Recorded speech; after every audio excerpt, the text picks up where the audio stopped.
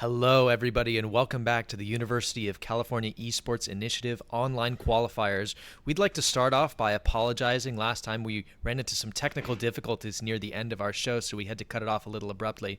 But we're back again with some elimination matches today. We're running up 3 games in the lower bracket today, starting off with University of California Santa Cruz versus University of California Los Angeles. And once again, we are sponsored by Xfinity, and we'd like to thank them for helping us put on this event. Yeah, and in case you missed yesterday, to kind of catch you up to speed on some of the games that happened yesterday, to bring us to this point right now where we have UCLA versus Santa Cruz, we had UCLA lose to San Diego 13-6, which allowed San Diego to keep going, and then from the other side we have Santa Cruz losing to Riverside 13-4. And as stated before, this is a bit of a repeat match from last year's event, given that we had this situation where Santa Cruz and UCLA had to play against each other back in this elimination bracket. And then from there, on top of that, to catch us up, we had Davis, the first seed, actually being upset by the 8th seed of Santa Barbara, which was a pretty big game for Santa Barbara to keep going. Yeah, and just to call back to what you were talking about last year with the game in between Los Angeles and Santa Cruz, this is actually not just a repeat of the game, but a repeat of the exact bracket location of the game. So I think UCLA is looking to get some revenge against UC Santa Cruz. The memory of that game is probably running through their head right now, and so I think they're looking to supersede where they were last year in their season. Yeah, for sure. And I feel like that competitive tension and that competitive fire will probably be standing really strong as we go into this elimination match, because I mean both teams want to move on and at least make it to the land portion of the event.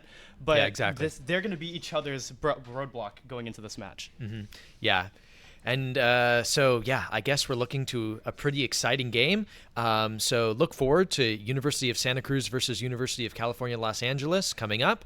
We're going to be on Ascent, it looks like, with UC Santa Cruz taking the role of attackers first. What do you think about this composition, Josh? I'm already kind of surprised to see UCLA lock in so many, to have so many almost instant locks going in so fast, and then similarly on the San Diego side, we have so many of these locks going in. But it seems like relatively we see a double initiator setup going into on the UCLA side, which would probably go a long way, especially the combination of Sova and KO to fish out information and go for disables. True. Going into the attack side. It looks like this is actually a mirror composition. Yeah, I think the meta on Ascent has been pretty established. It's been one of the maps that's been in rotation for the longest. I don't think it's ever been taken out of rotation in competitive play. So yeah, the meta on this map is pretty set in stone. We're seeing a mirror match on the agent side, but looking to see what the differences in their tactics and strategy will be, especially on their setup on B site. It looks like they're setting up Killjoy on the it looks like they're setting up both Killjoys on the B site as expected. And then looks like from here, looks like the attackers are going to try to lean towards a mid/B presence on here as well. Yeah. As you noted with the KJs, both trying to establish some sort of position on the B site, may it be on the defensive or the attack angle. But it'll be kind of interesting to see how that Omen will come into play at top mid as we go into this pistol round. Exactly. Well, looks like the round's about to start. We're seeing some presence mid from Council Jeans, and he's backing up his Jet, Sorazin, as they push out with that smoke on Cat in order to maybe make a little bit of a lean into Arches. Gotta leave that turret in B main to make sure that there's no push out by the defenders in order to catch them unaware. And they're also gonna leave their Omen up in A main because, as you can see, the Omen from UCLA is actually gonna hide and whine, maybe wait for the attackers to back off and push back into A main, which it looks like they're actually going to do. We see a bit of a rotation after that early mid presence off into A lobby, but they're unaware that that Omen is in wine. He's actually going to leave. He's actually going to leave and go A main once he hears a lot of teammates, and he's going to smoke and play in his own smoke in order to maybe get one and get out. But UCSC not baited by the tactics of UCLA. They're going to back off and opt not to push through that smoke and not to push into that Omen KO setup in A lobby. 30 Going seconds left. back into mid, what do you think their strategy is like in these last 20 seconds of this round, Josh? Right now, it feels like they're really trying to just feel out their options, especially with that position of Omen early trying to fish out any information from the easy rotate angle. But as you can see here, they're already making an execute right on the B site, trying to go as fast as possible. Yeah. I 10 mean, seconds left. they've got to plant down, they got to kill. Only a few seconds left, but it looks like it's going to be a post-plant scenario for UCSC. D Chewy looking to line up somebody maybe peeking aggressively on lane, but he and his Jet are just going to run right through, and they're going to actually get Frashy off of lane. Smoke one way going up in B main, and D Chewy gets Killjoy, but Council Jeans is going to take out Inky and trade it out right there, and Exy cleans up the rest of the round. That's the round for UCSC. Yeah, that was honestly a really clean attack side on UCSC. Given that the pistol round was relatively slow compared to some, like, it was relatively a slow match, given that a lot of the time that they spent kind of just was feeling out information and just kind of getting control and information over this, over like both the bomb sites. I think it would honestly kind of play to their favor with how slow they played, because it looked like it actually made UCLA very antsy. They were unsure about what to do, and it seems like as we go into this side now, we have a buy going in on the attack as would be expected to try to really cement the next round over the UCLA here. Yeah, UCSC looking to use their weapon advantage in order to maybe get an early pick mid from someone who's pushed up, but D Chewy working up with Vichy on that Jet, but everyone's getting flashed. Oh, and that's a great read from UCSC, reading the 5-man push into A lobby. The dart is perfect, the flash is perfect, then the swing from the Jet and the Omen just utterly annihilates the entire team of UCLA. Really great strategy read by UC Santa Cruz on that bonus round. Yeah, what an almost a stark contrast to the previous round that we saw. Yeah, exactly. We went from such a slow, methodical round to a full-on rush from the defenders, which was immediately shut down by UCSC. They were prepared with the guns, and although UCLA tried to make the most of their pistol, it simply wasn't enough, as UCSC was simply prepared going into that next round. Yeah, I mean, it looked to me like UCSC maybe had watched some VODs of UCLA and had sort of seen that one coming, maybe through like some coaching sessions or something like that, because they really had a setup ready for the 5 pistol push on a second round. Yeah, it felt very calculated going into that. Yeah, exactly. Round. But as we see here, we are now going into a full buy round from both teams, and we'll see how this pans out from here then. Yeah, looking like it's back to more of a slow, methodical round. We've got, you know, some presence from Sorzin up cat, but he's going to get droned out, probably going to have to leave. Yep, there he goes. UCSC's Omen lurking in wine. Fracci maybe looking to get a pick on D Chewy because he doesn't know that he's there. Ooh, this could be bad. He sees him, but D Chewy's actually going to check him right after checking the other angle, and Fracci is going to get taken out. Unfortunate, but, you know, UCSC maybe looking to take the advantage of the distraction that happened on the other side of the map to execute on the B side, and they actually get onto the site for free, but Vichy, great shot coming out on Ken Lewin. Gonna get the bomb down, but it's a 5v2 now, 4v2 because Council Gene trades out Mui.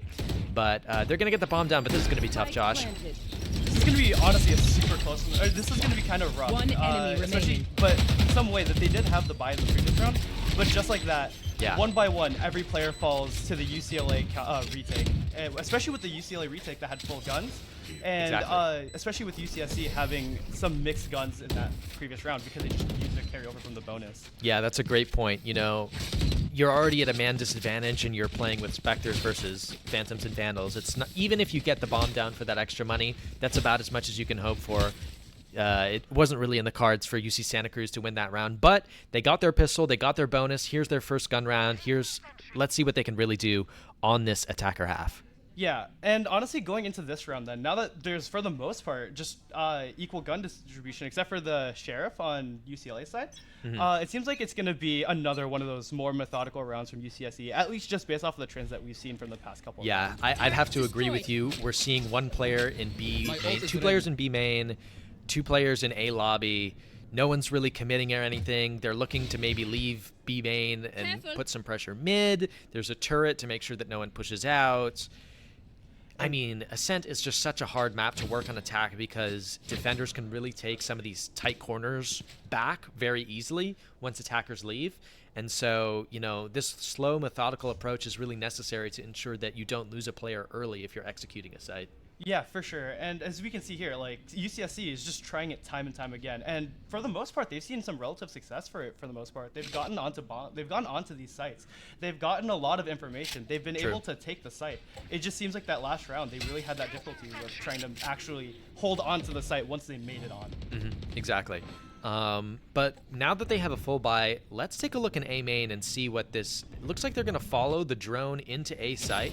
Here comes Sorazin's jet updraft dash into his own smoke. Looks like they're going to take the site for free because that smoke is covering the 2 players left from UCLA who are trying to fight through door. And yeah, Council Genes is going to get the bomb down, and UCLA is going to opt for a 5v5 retake, letting their Omen, who's at half health, stay alive and use his util for later in the round.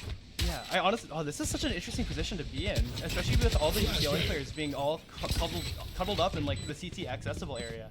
Yeah. No one's really coming. There's no one that's really going to be contesting from the T side. Here comes the pop flash by the KO. Oh, and the Sova ult is actually huge because even though D Chewy gets 2, it's actually going to stall players long enough for them to like wait on the retake. And Kimki's going to get 1, but the bomb is ticking. He gets scanned, and yeah, UCSC Ezki is going to win the round for those attackers. Really crucial Sova ult from Ezki, ensuring that A, he trades one of his teammates because the pop flash from D Chewy was really good, allows him to get 2, but he ends up trading one of them out and stopping the rest of UCLA from coming out from both tree and heaven because of that length of the Sova ult. And it actually that helps his teammate in hell wait long enough to stall for the bomb and let them win the round from him in A main. Yeah, that was honestly like going in, especially with how early UCSC had like the take. It was honestly a surprisingly close round going in, and it was pretty cool to see that Sova ult really go into play and play such a massive part going in. I mean, yeah, I'd talk about that more, but looks like there's a fast execute from UCSC. Sorazin already taking stairs control, posted up in market. They're droning in, but oh, UCLA double back. Oh, what a shot from Mui. Great shot with that Guardian. He ends up getting traded out, but Junhui is actually going to get 2, and D Chewy with the spray transfer. What a fast and aggressive round from UCSC. It looked so good, but at the end, they scanned the player's backside with that Sova dart, and it doesn't even matter. A lucky shot landed by Mui.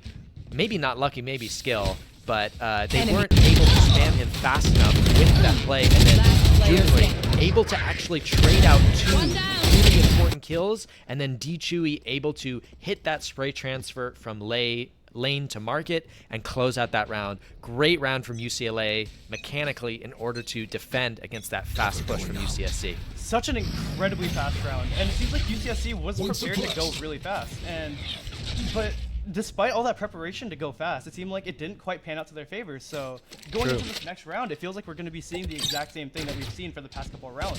Just a very slow, methodical way to try to creep onto site. And UCLA might be a bit more ready for it, especially since they've seen it a couple times. Yeah. But we'll kind of see how it plays in because their setup seems very similar to the past rounds as well. Yeah, and you know, reading into the strategy of UCSC's playbook, it looks like they're trying to do a bit of a slow, fast setup where they sort of lull UCLA into a false sense of security by playing these slow, methodical rounds, and then out of nowhere, wham, we're going to hit you with a B rush, we're going to hit you with an A rush to catch you off guard. But unfortunately for UC Santa Cruz, UCLA has actually been really prepared for those fast hits and have won actually their 2 rounds when UC Santa Cruz has done those fast hits. So we might just see, you know, UC Santa Cruz just only doing these methodical slow rounds, which might not play to their advantage going deeper into this half because UCLA might be able to start to get some reads on what they're going to do. Kenley Win putting his turret out on site. Sorazin's going to dash on. There's actually no players from UCLA on the B site, so they're just going to take it for free. They just got right on the site, and they're getting the plant like that. And I feel like this has been kind of a recurring trend for us. Wow, what a shot from Frachi. I mean, you don't often see Deagle collapse, but that was pretty incredible on the backside, and one of them was actually a wall bang. I think he aimed for one guy and shot the other one through the wall. Yeah, just happened to hit the other guy. That happened. And that's actually going to put Santa Cruz, you know, because they were about to die from 2 different spots, but Santa Cruz is actually going to get a great man advantage here, and UCLA is just going to opt to save their rifles because they don't have a lot of money. So yeah, looks like the round's going to go to Santa Cruz on that one. Yeah, the speed actually seemed to play into the favor of SC this time around. Despite all the troubles that they had earlier on, especially with holding onto the site, the fact that they were able to just rush onto the site with no contest, with very little time left remaining, really played into the favor of UCSC and caught UCLA on guard. Yeah, really you know, you have to think you have the Killjoy on the B site with a rifle. How do you let a team with maybe a little bit of a lesser buy rush you with 8 seconds left in the round? Surely you give your life to, I mean, from my perspective, I'm looking at it, right? You have your turret, you have your mollies, you've popped them. There's like 10 seconds left in the round. In my opinion, if you're Ken Lei Win, you run onto that site and you give up your life in order to try and stop the bomb plant. Yeah, because like, it's just rough to try to like push through like a KJ util, especially on B with like how tough that setup is. But every time, but it's always kind of like a gamble of trying to make sure, or just try to hope that you can catch the other team off guard and just pray that they don't know or see that coming. And I kind of just wanted to like point out like the retake potential of UCLA, because they've really demonstrated really strong retakes whenever they when they had the chance, or at the very least bring it down to low numbers. That's a great point. And yeah, I mean, maybe a little bit unlucky in that Fracci hit a Deagle collat through the wall in order to give them that man advantage. But at the same time, you have to imagine if you're on the side of if you're on the side of UCLA, right? Yes, and you're Mui, maybe you just, you know, spam with the Vandal or just run out and try and get some headshots, kill the person with the bomb. I mean, I know you might be giving them a rifle, but I mean, any opening at that point, exactly. Any opening you can take is going to be a massive opening for your attack side, especially going into like as we creep later and later into this half. It's a great point. So we're back to the slow rounds. Grouping up in top mid, 1 in B lobby. Looks like they're taking their time. And it seems like UCLA is actually expecting a heavier A hit this time, even after that really fast B hit from the previous round. But it also seems like UCLA is very prepared to just jump on and rotate, as it seems like they might even be reading right out of UCSC, because I mean UCSC, they're already creeping their way through B main, but it seems like UCLA has that counterplay already prepared. Yeah, I mean Junhui is sort of reading this play by UCSC in that he's already fully rotated all the way onto A lane from A. And yeah, UC Santa Cruz is going to execute on that site, but Mui, D-Chewy, and Junhui are ready for them here, and they're just going to play their lives and try and hold the site, because it's really, but they're going to get 2, and Junhui falls after getting 2, but it's a 3v2 situation. But Kimki with the Sova ult, he's going to get 1 with the help of Vichy because of that blind, and he's going to tag another, and that he knows where that person is. He's close to them. Great flash. That actually was a team flash by Council Teams, it looks like. And Vichy's going to get up the rest of the round. A bit of a miscommunication there, maybe, on the side of UC Santa Cruz, unfortunately. Yeah, that team flash really seemed to have bitten UCSC in that latter half of that hold. Yeah. Because I mean, once again, UCSC demonstrated they're able to jump onto site. They're able to get into UCLA's head and try to one enemy remaining. But despite that, they still struggled to hold the site at the very end of that. Right. Causing like miscommunications, like that team flash, and then for example, like that team flash causing their teammate to be blind, and then from there just leading to 2 free kills for that Jet. That's a great point. I mean, the Sova ult to stop the bomb plant was really important. Ends up not stopping the bomb plant, and he ends up killing someone instead. And then the team flash comes in, and that just seals the round for UCLA with a miscommunication from the side of Santa Cruz. Bit of an unfortunate round. And this KO knife going to get a lot of value at A main. They're going to see that there's 4 players there. But yeah, UCLA playing this really smart. They don't over-rotate. They know that Santa Cruz is going to have to wait out those 8 seconds in order to push. And they're actually going to play this really smart. Oh, they're That's a pushed counter attack. Junhui's pushed all the way up into B main, but they expect it, and they actually flash into B lobby. Really great counter strategy. Oh my god, they knew. You know, they knew, and it was a great counter strategy from UC Santa Cruz, but unfortunately, UCLA is going to actually pincer them from tiles.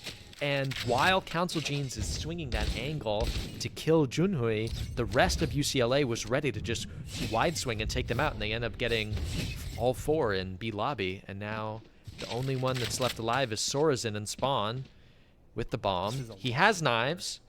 He could go for 30 it, seconds left. but it looks like he's just going to try and get some kills. Oh, he wait, gets that's one in one mid, and he's going to dash out. Let's see if he gets another. They all know he's here, so yeah, all right. Makes the smart decision not to re-peek for a 3rd time and just go in A main and try and plant the bomb. Yeah, going into that was a bit of a turn. He still has enough time 10 to plant, seconds so left. UCLA is like, they're kind of expecting, they're a bit comfortable planted. thinking that, oh, he doesn't have enough time, but now they're going to be in the scramble of like, oh, wait, now we have to retake against this Jet. It's still a man advantage in favor of UCLA. Yeah. But, I mean, as we've seen before, UCLA is able to close down on these man advantages. And just like that, UCLA was ready anyway. Yeah, Vichy takes out Sorazin, checks that angle in heaven. He's ready for him. He's ready for him to basically hold them swinging through tree. And then when they try and get onto the site, Vichy's ready, takes him out. Doesn't even need to get traded, and that's the round for UCLA to tie up the game. Yeah, really great. You know, it's pretty crazy because UCLA, the layers of strategy in that round were kind of insane because Junhui pushes all the way up into that like weird off angle in B main. There's no way he's thinking they check him, right? Yeah. But Council Jeans, you know, using his massive brain is like, they know that we've sort of been making noise in A lobby and then going B, so maybe they have someone here. So he actually flashes them in, gets the kill, but UCLA is like, they know we know we're going to do that, so we're going to send 3 players tiles in order to get all of them when they're trying to kill our teammate. And it actually works out great, and they're able to clean up the round because of that. Great strategic depth on the side of UCLA to tie up this game. Yeah, and it was honestly such a beautiful change of pace from UCLA, who seemed to have been playing default after default for the most part, with True. a little bit of variation. Yeah. But to see a counter aggression from the defensive side, ignoring the second pistol round, Right. was definitely a nice, comfortable change of pace, which really caught UCSC off guard. They were thinking that, okay, maybe now they're going to be a bit more comfortable. They're going to be playing a bit back still, but that counterplay of just rushing in, or like not necessarily rushing in, but punching in really hard, really went into UCLA's favor. Well, let's see how long they can keep that streak alive. Because here comes UCSC with what seems like an all-out B-rush. Sorazin already outstairs. His teammate's going to throw a flash, but it's actually going to catch him instead. They're going to get the guy B back site. Sorazin's going to get the guy on site, and they're going to get one in spawn. One enemy Chewy able to remaining. trade one out, but he gets taken out. Mui is the last alive, who's able to get Ezki, but he's just sitting in B spawn, trying to maybe get a lucky pick off of Sorazin or Cratchy, and it's just doesn't look like it's going to happen after that one-way gets put up because the bomb is ticking. He doesn't have that much time. It's going to be rather rough for KJ to try to go for that. But anyway, I mean, there wasn't too much that KJ could have really done going into that. Yeah. But Just going let them in, it was try to really catch rough given the lack of given the utility that KJ had available. It really didn't lend itself well to that 3v1 because everybody on the UCS team was prepared. But even going into the replays, like there was just a lot of rapid kill after kill that would just kept filtering in favor of UCSC just from the get-go, from that really fast round, especially with the space taken by Jet. That space taken by Jet was pretty incredible, to be honest, with how much flexibility it gave UCSC to kind of work around site. That's true. Yeah. Yeah, and that was actually the first sort of like fast rush from UCSC that's actually worked out for them, and they're just going to go ahead and try it again. If it works, then don't try and fix it. You know, if it ain't broke. And Yeah. again, it's going in their favor. They've gotten onto the bomb site. And It was a they're bit of an isolating eco one buy player. from Last player standing. CLA, so maybe they took that into account when strategizing on their rush after rush play. But you know, it ends up working, and I'm sure their players aren't complaining, you know, about doing the same thing twice in a row. Yeah, and it does kind of make me wonder with how they're gonna how UCI is gonna kind of play around this now. But especially now that they're clearly on a full buy once again, Yeah. and actually have the appropriate means to try to counter these like full buy, full rushes, especially with the op coming in from Vishal over here. And we'll just kind of see how this is gonna go with countering against this possible B main push early. Right. Yeah, I mean, okay, and now we're seeing a little bit of that, you know, depth come in once again. UCLA expecting that B rush. They're going to have one person market and 2 on site, and they're actually going to throw a Sova dart and an Omen flash into B main in order to keep them there and make them re-clear B main. You see all 3 of their teammates are actually in B main right now, and 2 of them in a garden. Site is completely free for UCSC, and they're able to just get that bomb down for this 5v5 retake, no problem. Really great fake from UCSC, and here comes the attacker Killjoy. They're going to actually put out a counter Killjoy ult and a Sova ult in order to be able to push in quicker. But, okay. So Defender Killjoy gets destroyed. Attacker Killjoy detains 1. It's a 4v4 retake, and there's not that much time left. Council G's actually going to get 1 with a Molly. I think he might have been low, so now it's down to a 3v3. Gonna drone in on the retake. All 3 A mains. Council Gene's going to take out 1. All right, 1, 2, and yeah, it looks like they're just going to run away and save on this one because there's no time. Really great strategy from UCSC in order to get the bomb down for that round, and they're able to hold on for the retake. Yeah, and it's kind of fascinating that once again we see one of these 5v5 spike plants where Last no round before player the dies, switch. but we still see like UCSC just getting right on the site, and UCLA actually putting up a fair fight with going up against this 5v5 retake situation. And especially seeing all the players once again holding up in like the same like CT area around A and trying to punch their way in. Like they're making a surprising amount of progress through each of these. They're for sure they're not getting the rounds yet, but the amount of frags that they're still able to fish out through these is kind of beneficial for them. Yeah, last round of the half. Let's see how this one goes. We're looking at a little bit of a slower push once again from UC Santa Cruz. They're going to throw that KO knife into A lobby to try and scan anyone in a tree. Yeah, and it seems like UCSC is playing kind of back this time. They're playing a lot more like playing a lot more behind the line this time instead of the more upfront like slow default that they have been doing the past couple rounds. Frachi's going to throw smoke tiles in order to get Sorzen up cat. Revealing area. Mui has an alarm bot ready for the cat to tree push. And that dart is actually going to push Sorzen all the way back to top mid, while Kenley Win is going to sit, you know, just outside of arches. That was a close start. Waiting for maybe D2E to get a little bit too aggressive, overextend, push out, and then get a pick. But D2E's not going to do that. Looks like he's just going to rotate to his teammates. Help them as Santa Cruz is executing A.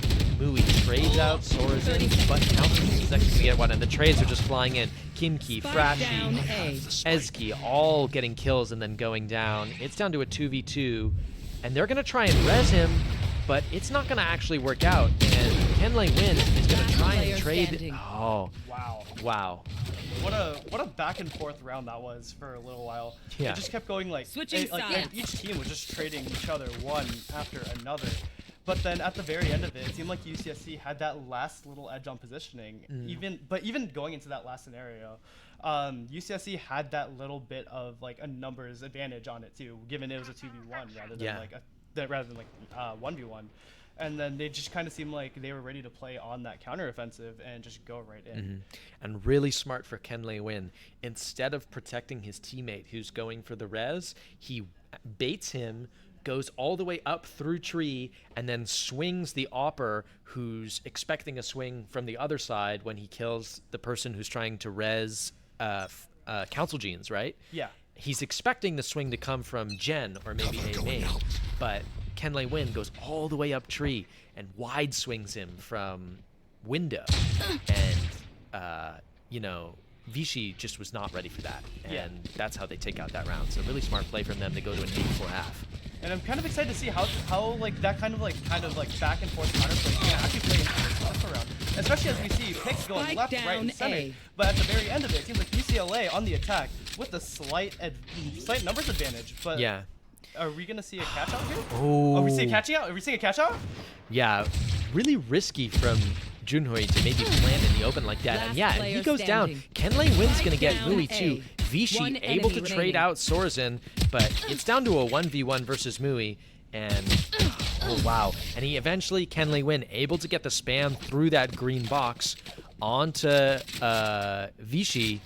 And yeah, UCSC able to pick out that round. Strange decision, to be honest for you, in my opinion, for Junhui to plant out in the open without any of his teammates covering for him. Yeah. Because he actually gets shot at before his teammate sees the person out heaven, and then the person out heaven,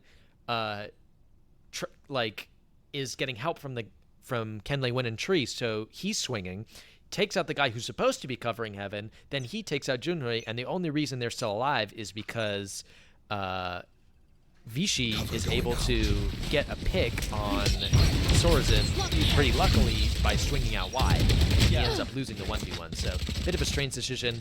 UCSC have the better weapons, but it looks like UCLA actually might have forced here on this 4-9 score line. Bit of a strange decision in my opinion, but you know, we've been seeing it more and more often. Great flash from Council Genes. Wow.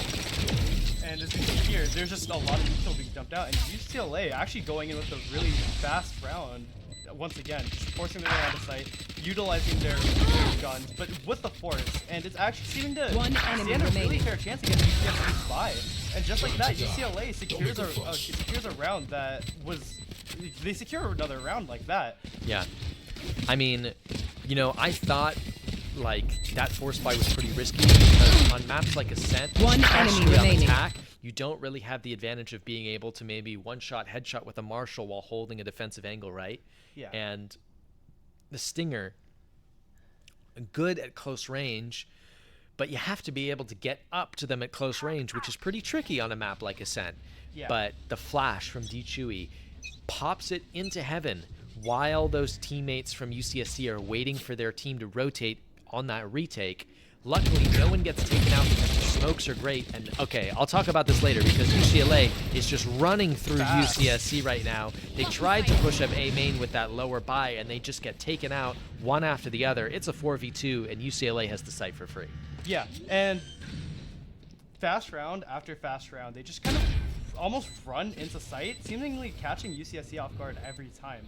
And UCSC is, I mean, they're on a pistol buy, so it does make sense that they're going to be kind of, there's only so much that they can do against such a fast rush when they're going up against Vandals and other weapons like that. So That's a at great this point, they just kind of are forced to fish out whatever picks they can. And as we can see here, it seems like they're prepared to just go for like exit frags wherever they can, just try to fish out any sort of gun that they can get.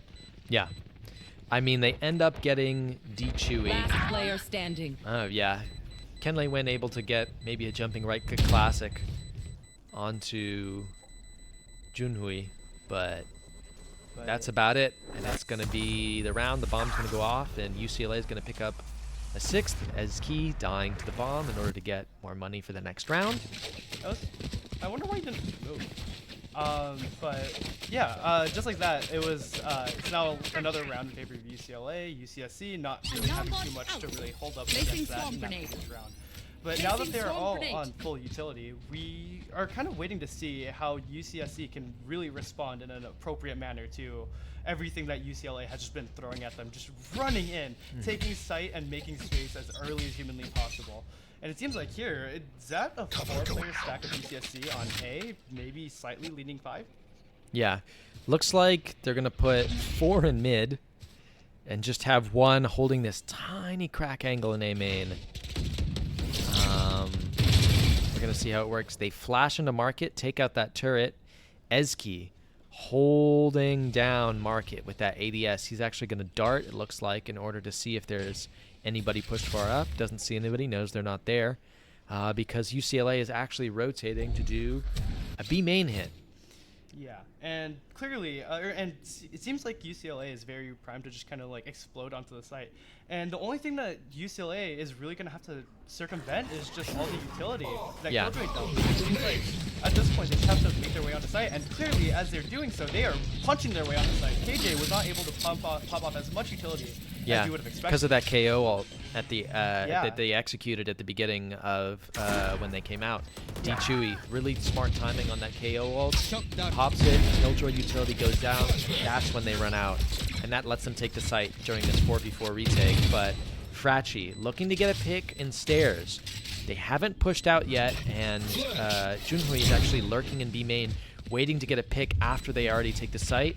But it looks like Sorzin and Council Dudes are just going to ignore this, try and go onto the site. They actually take out Mui and Pinky, but Huge double. Yeah, huge double from D Chewy and Junhui working together. One back site, D Chewy's going to get one, and they're going to tap the bomb, and it's not going to work out. Junhui, again, coming from lane, coming from B main, able to take out the end of the round, and they're only 2 rounds down now after an 8-4 half where they were down 4 rounds. They're able to bring it back. They're able to bring it back to 7-9, and this is looking like more like a competitive game than at halftime, Josh. Yeah, exactly. And honestly, especially during that last that last hold, it was really beautiful to watch UCLA just kind of like pass back and forth these picks. As UCSC was trying to swarm their way onto site, they did not expect the B main player to just walk out and shoot 2 of them like that. And then it just was this back and forth, which made that last player KO feeling really uncomfortable on the site. Where it's like, okay, do I clear switch side or do I clear boathouse? Because I know there's one in each. And then leading to the awkward scenario where one of them ends up swinging on them and just gets that free kill for them. Yeah. Well, I mean, like you said, really smart by UCLA that round. But it looks like UCSC taking some really heavy mid control this round so that 3 of their teammates are ready for this push onto the A side.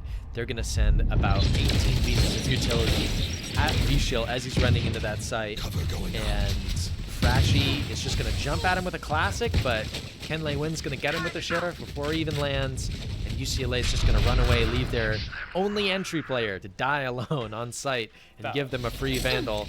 That was a really awkward isolating moment there for Vichy right there. I mean, just really smart util by UC Santa Cruz. Frachi going to get one. Oh, wow. Santa Cruz pops off with the 2 kills, just catching LA off guard, just not even crossing the mind that someone could just rock out of the game. But UCLA still putting up a fight as they just kind of swarm onto the section. One enemy But one remaining. by one, it's just going to be Spike picks and planted. picks. Whoever tries to find each one first, it's no matter who finds fights now. Junhui going for the fake TP. He's holding that angle, but Frachi swings right into it. He gets one. He's actually isolating this fight pretty well. But he's not able to turn fast enough, and Kenley Wynn's going to get that kill.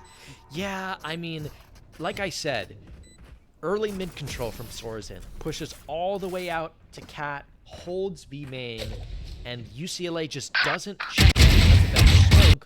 Frachi puts up top mid, right? Yeah. And he's not actually able to get there in time.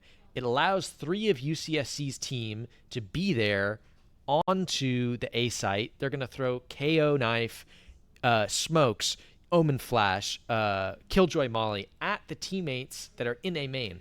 Stops them from coming through. Vishil is alone on site. He dies. UCLA loses the round because they have no entry. Yeah. Smart play from UCSC. Early mid control, stops the push, kill the entry, win the round, and that's how it went.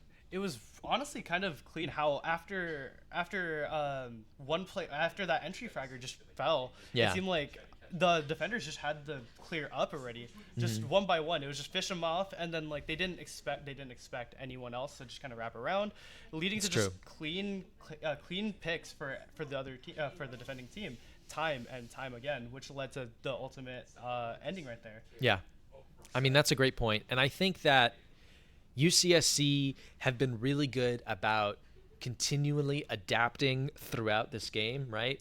Yeah. UCLA strategies have layers, but UCSC is really good at those half calls where they see something going wrong with their gameplay and they're like, okay, here's how we adapt in a creative way. And you know, they were just ready for that spam of utility V-Shield dash that has been killing them in the last couple rounds. They adapt to it, and they're able to win the round and go up to 10 into double digits. Yeah, and it's been beautiful to just kind of watch them make that jump, just kind of like going from one playbook and then immediately in the middle of a round, within short notice, just making a switch to completely catch UCLA off guard. And even there, now we kind of see UCSC is just kind of like trying to feel out what's going on, but also once again with a heavier A presence, as it seems like they might have early read UCLA to try. Yeah. So we'll kind of see how it plays out from the rest of this part here. I mean, that's a great question, Josh. I mean, how is it going to play out if UCLA can't adapt? They're 3 rounds behind. Sometimes their strategies work out, but is it enough to come back after being behind for basically the whole game? It looked like it might have been for a little bit, but now they're 3 rounds down. UCSC is in double digits.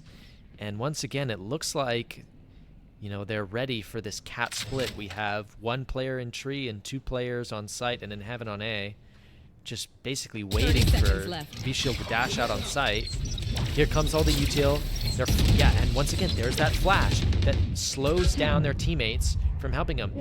V-Shield is going to get spammed on site. Frachi just waiting in the corner. And, you know, the stagger of utility that's just been going through, and none of the UCLA teammates are able to help each other, and they just fall 1 by 1 on the site. Frachi's able to get 3 because he's lurking again. The flash from Council Genes is perfect. Stalls his 2 teammates in tree, so they're not able to help V-Shield or Ezki run out on site. And yeah, it's just over, and they all die. Falls apart. Yeah. And yeah, because the utility usage on UCSC has honestly been really satisfying as well to kind of just see play out. Like every moving part just kind of like seems to collapse in together and work beautifully to just completely halt or even stop UCLA. And even then, like we saw that UCLA tried to slow her around. It's honestly, it seemed like it's one of the slowest rounds that we've seen from UCLA so far. Yeah. And even from that complete change of tempo, UCSC was prepared. They had the jump on it, and they were ready to adapt around that slower play style and make it, and just kind of once again just keep freezing UCLA at these choke points, not even letting them get on site really. That's a great point. I mean, like we said, UCSC continually adapting to UCLA strategies, UCLA not always able to do the same, although moments of brilliance here and there that have kept them in the game thus far. You know, they're not so far behind that the game is completely lost, but if they don't win this round here during this timeout, the game is pretty much over, in my opinion. Yeah. So smart timeout from Junhui in order to be able to recoup and maybe try and think of something smart in order to win a round. It is an eco for UCLA, and it's looking a little bit like a must-win eco, because if they don't win this round, they've got to win 5 in a row, otherwise they lose. So bit of a tough situation. UCSC Sorzan going to push out all the way A main, but he's going to get droned. He's going to swing through the drone, and he's just going to die. That was a really stupid decision from Sorzan. Gives them a free Vandal for no reason. Swings through the drone and instantly dies. And now UCLA has a man advantage and a gun and maybe some more money in the next round, even if they don't win. You've got to think, what the hell are you doing when you do something like that? I'm sure someone's getting roasted in the team chat, but you know, UCLA gonna reaggress through mid. Let's see what they're thinking. Yeah, and slowly just working through mid. That opening at the very beginning that the UCSC Jet just kind of gave to them on a silver platter was such a big open, and it seems like UCLA is gonna try to still kind of put presence on that B site, especially after that opening was made so early and so easily. Almost. Yeah, they didn't even have to do anything. They just sat and spawned and waited for them to come. 30 seconds left. Yeah, so it seems like here we're now starting to see this like really fast. We're starting to see this harder UCLA aggression. On the site, and they actually seem to have taken time pretty quickly then.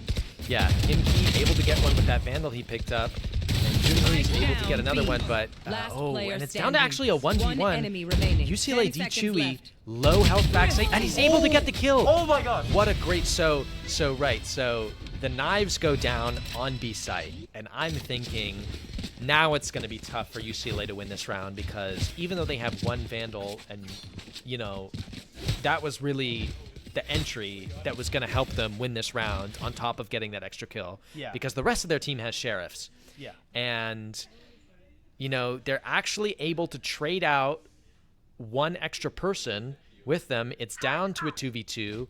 And then Kenley Win gets one with the Sheriff. And, Kenley Win dies to a Sheriff. And it's down to a 1v1 when he gets traded. And Kind of D falls. Chewy at low health is able to clutch up. Huge round for UCLA. Great timeout by them. Yeah. And we're back in this game. And now it seems like there's a lot more hope going into the side of UCLA now, especially after almost such a setup for them. Almost. So it really just comes down to how UCLA wants to play the rest of this half out. Now that they all have guns and they're up against UCSC, who also has full guns again, but Yeah. it's just a matter of that that big break may have been the one thing that could give UCLA that Yeah, chance to and keep going. that'll let them, because since it was a thrifty, that'll let them have an economy this round and next round, even if they lose. So that's really huge. Sorensen misses his off shot. Oh no. He's going to re-swing it, and he's actually not able. D Chewy with the ult, but he's in his ult, so he goes down, but he's actually going to get rezzed. Kimki's going to get the plant. Here comes Mui with the ult in order to secure maybe the location for the res. Are they going to get the res, do you think? I think they might just let him die. Yeah. Okay, they left it. And Kimki is going to take out that attacker Killjoy. Oh, so both. Okay, so attacker Killjoy goes off. No one gets detained. They're going to take out the counter defender Killjoy. Ezgi actually going to get one with the shock darts. But and Kenley Win is able to get one too. Now they're just two backside. Junhui gets one. Gonna swing out and go for the other one, but he gets taken out. Now it's just up to Kimki. He's gonna swing. He's gonna die, but do they have time? Let's see. Oh, it's gonna be close. Really tight. This is really tight. Good time. Oh, Barely. 0.14 second left. 0.14 Wow. seconds, and UCSC takes the round, Match and they point. get the op. They get the op back just in time. Massive economy. For Sorensen. Massive everything in favor for UCSC there then. Yeah. Like, wow, they snagged the round right at the last minute. That is they tough. get the defuse, and with such a narrow margin, that has to get at least a little bit into the UCLA team's Yeah. head.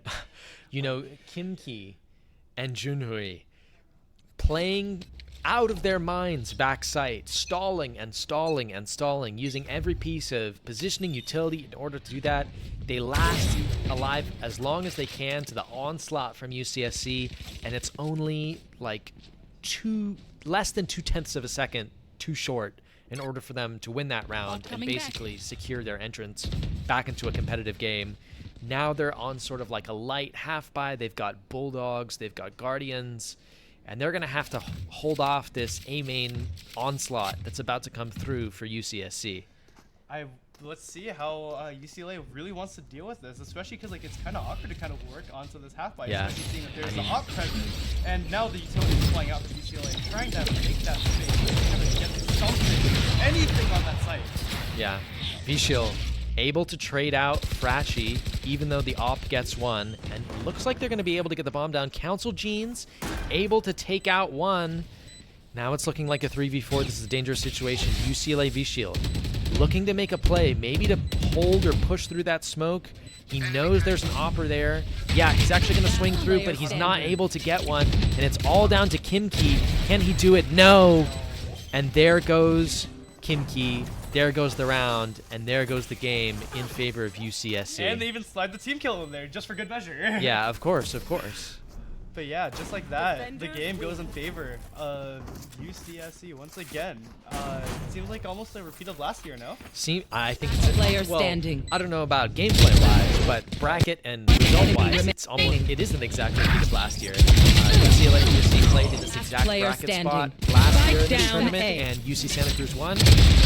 Unfortunately, Remaining. UCLA was not able to get revenge against them, and UCSC looked like a pretty solid victory all around. Won by 5 rounds. Were One able to enemy adapt remaining. mid-game to UCLA strategies, and some great individual plays, especially from Frachi. We were seeing that 3K kill in mid. He got that double wallbang headshot with the Sheriff earlier in the game, and Sorensen really great at taking space, letting his team get onto that site. They were able to adapt and use those rushes to their advantage, even though they weren't working out earlier in the round.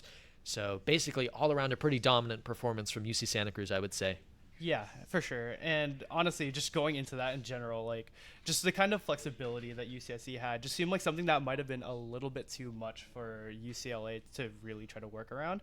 But even then, like there was just so many moments where UCSC were just honestly just playing really strong as an individual.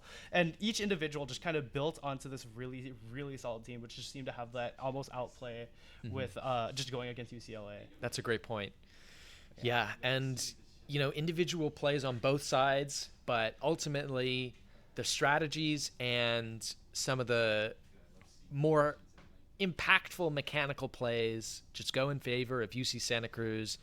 And I think I just have to say, like, this is, pretty much solely a strategical diff, right? Because, we saw, like, everyone on both teams were pretty mechanically gifted. Yeah. We saw that.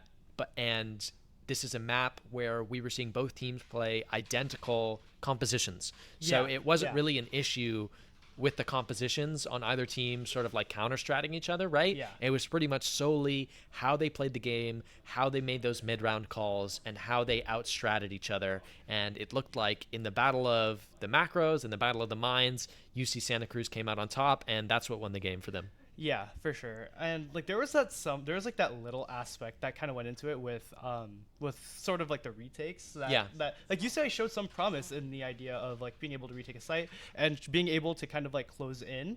It's just it seemed like as the game progressed, it seemed like there was like that kind of like potential kind of felt like it fell off over time. That's a great point. And it was hard. It was almost kind of it kind of was hard to watch in some points, but there's still always throughout the entire thing just this back and forth contest where UCLA never backed down and they still always put up that fight still.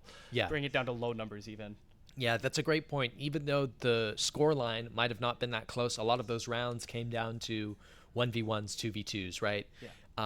Especially at that end. Remember that round with the Thrifty, with D Chewy? We saw that, UCLA had a pretty robust strat book. Unfortunately, I think, like you said, we're able to make some of those difference-making plays when it counted. Unfortunately, I just think the real difference was the ability to adapt in the middle of the game, in the middle of the half. UCLA seemed really only to be able to call important plays from their strategy book when they took timeouts, and that really just wasn't enough to counter the strategic flexibility. Exactly. That's a great word for it. The strategic flexibility that UC Santa Cruz was able to showcase during most of these rounds on Ascent. Yeah. So I think from there, that does bring this game to a close of UCSC versus UCLA, with UCSC coming up on top and advancing throughout the losers bracket. Yeah. And for now, I think we will go on to intermission. Okay. And we will be back very shortly with another set of elimination games. So please stay tuned and catch you all very soon. Please stay all elimination games today. We hope you enjoy. Pretty exciting. We'll see you after the break.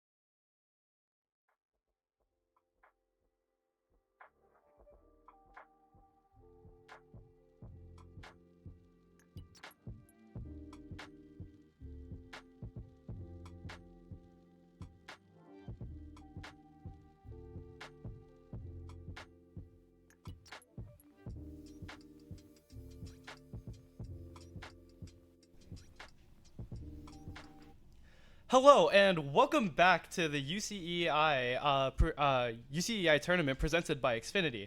And in case you just missed it, we just came back from a little intermission from the previous game of UCLA versus UCSC.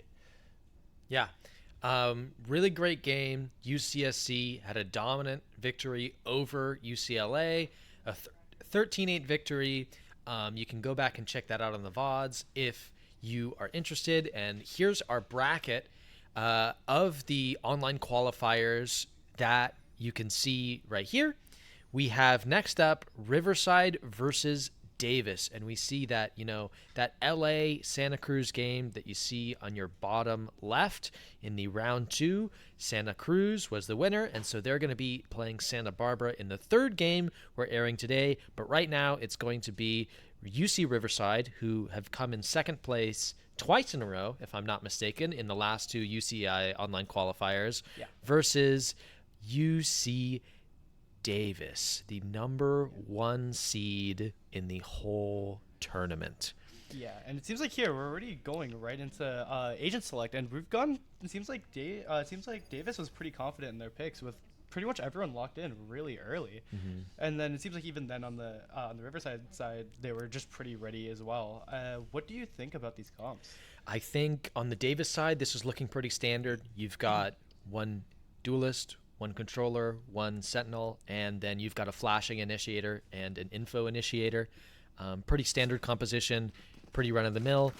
UCR taking a bit more of leeway. They've got sort of like the hybrid info flash character for their initiator with Sky, sort of hoping that she can maybe provide both the team's info and the team's entry utility because she, of course, has, you know, that dog that lets you scout out info, but also stun people, and the flashes give you info too. And they're actually opting for a double controller setup with Viper Omen, maybe opting to use Viper as a bit of a way to default into A lobby. Yeah, we're going to see that wall as a way to default into A lobby. It lets them cross for free into A short if you haven't seen this one before. And but it also lets what Babe Popper's doing right now in letting the defending side push all the way up. But of course, you have to be aware of that when you know. And yep, Vix is aware. He's holding the angle. He's waiting for Babe Popper to swing, and he's actually going to get that kill. Really great read from Vix at the beginning of the round, and that's the power of Spike planted. And yeah, looks like Riverside just going to get the bomb down, and yeah. It's a retake. They're just right on the site, and Davis already getting the defuse. They've already halved it, and as we see, Vivid trying to go for the pick. It's a back and forth exchange, but no picks. It turns out that Various ends up actually picking out Vivid, and now UC Riverside is now sitting in the back. But similarly, Davis is just kind of holed up around this main position until they get the smoke out, and just like that, they are now in a bit of a better position to try to take some space. But just like that, it still goes down to a 3v3, even numbers. But now Pika, Justin both get picks on Davis, and just like that, Justin cleans up the round and goes straight to Riverside on that pistol. Yeah, I was a little bit nervous for that retake, seeing as Various actually stuck it to half before the Molly and the shock dart forced him off the bomb. And so if, you know, UCR wasn't on point with their spams through the smoke, with their swings, very easily could have unluckily gone in the favor of UC Davis if they had allowed maybe 3 seconds too long for them to stick that bomb. Luckily, though, Pika able to get some right-click classics through the smoke, and then all 3 of their teammates swing and kill the last guy, and now we're on to the bonus. Yeah, and as we see here, we see Riverside trying to very early make space on or trying to get some information out of the C bomb site, with a very light presence towards B and A, probably more for the sake of trying to catch out any sort of like early aggression, because they're aware that Davis has to be on a bit of a weaker economy just after winning that previous round. So, but as we see here, they're trying Riverside is trying to fish out any kind of information they could get, but Davis playing a very, very tight and close pistol round, all hogging around C. So it seems like Riverside kind of has this feeling that they might be able to just go to the other side. And as we see here, we see a whole lot of the Riverside players actually stacking up towards the A bomb site, slowly shifting their way in. But and it seems like even Riverside trying to sell at least a little bit of a presence towards the C site. Yeah, and right away we're seeing the gimmick and power to this double controller composition, right? Yeah. They have the flexibility of the Omen to be able to hit whatever site they want, but they also have that Viper who's able to. Oh wow! 1, 2, 3, 4. Four going picks down. for Riverside. And Venice actually able to get 2 with the Deagle, which is pretty impressive, but it's down to a 3v1. And from here, Spike it seems like planted. we get the spike plant coming from Riverside, and Flya really has to just try to make anything happen using the classic. But it's going to be kind of uphill given the fact that he is holed up in heaven and trying to just find anything he can, trying to look around, see if anyone is going to toss him a bone. Drops down, but Azulite is ready for it and just has the burst right on him with the Bulldog. Yeah. So pretty clean bonus from UC Riverside, only losing a couple of players, and they win the round and they're moving on with 3 Bulldogs into their bonus round. Yeah, it's going to be interesting to kind of see how Riverside's going to end up playing this out, just given the fact that they are on a very, very slight gun disadvantage. But I think even then, it's just kind of going to be a matter of just seeing what they end up doing. That's And a as great you see point. Here, it seems like they're going to start holding up around the A site a little bit more, try to fish what they can, Yeah. as they slowly just try to just watch and make sure, and try to fish out any information. Yeah. And like I said, this is the power of that default wall, right? You use Omen as your primary controller, and then you use that Viper wall and those mollies in order to force people off angles and deny info from other teammates, right? Because normally that Sova dart that's coming into a lobby is the one that allows your jet to push up further, because if anyone's in a lobby, they get scanned, and then the jet can back off if there's like a 5-man rush, right? Yeah. But because of that Viper wall, they're able actually to get an A short without any problems whatsoever. And we're seeing right now, there's 3 people who are running onto site. It might not matter because Brian hits a nice shot onto Vix. But Justin, here comes Justin. Oh, and he's unable to get the spam. And here comes the dart. And Various is actually able to pick up a 3 on the round. Great use of utility by him. And UC Davis able to win the bonus, not fall to that lesser buy from UC Riverside. Yeah, it just felt like Davis was kind of on top of it with that rotate this time around. But even there though, they lost like a player or 2, which kind of leaves a couple of their players in this awkward buy, Right. where they're still trying to piece together what they want to do. So That's a great point. Yeah, it's like, it's really tough because, you know, you're essentially conditioning the other team into your strategy, but some rounds are just going to be tough to win no matter what when you have a lesser buy, when your team is still sort of conditioning the other team into what you want them to do with your utility and your defaults. Going to be a little bit of a tricky buy, going to be a little bit of a tricky play, and yeah, now we're seeing a little bit of a default from UCR as they sort of, you know, use that wall to their full advantage in order to keep that Killjoy watching short and having to put all his util into A instead of helping his teammates. yeah, and as you see here, we kind of just have this like they're still trying to fish their way in, but Sova ends up picking up Justin, who is pushed up all the way into garage, trying to, and then just like that, they back out because they don't want to give up too much more information. But actually, it seems like they're trying to bait it out with actually putting Pika over there in that little corner. And it doesn't seem like anyone on the Davis side is actually aware that that's happening.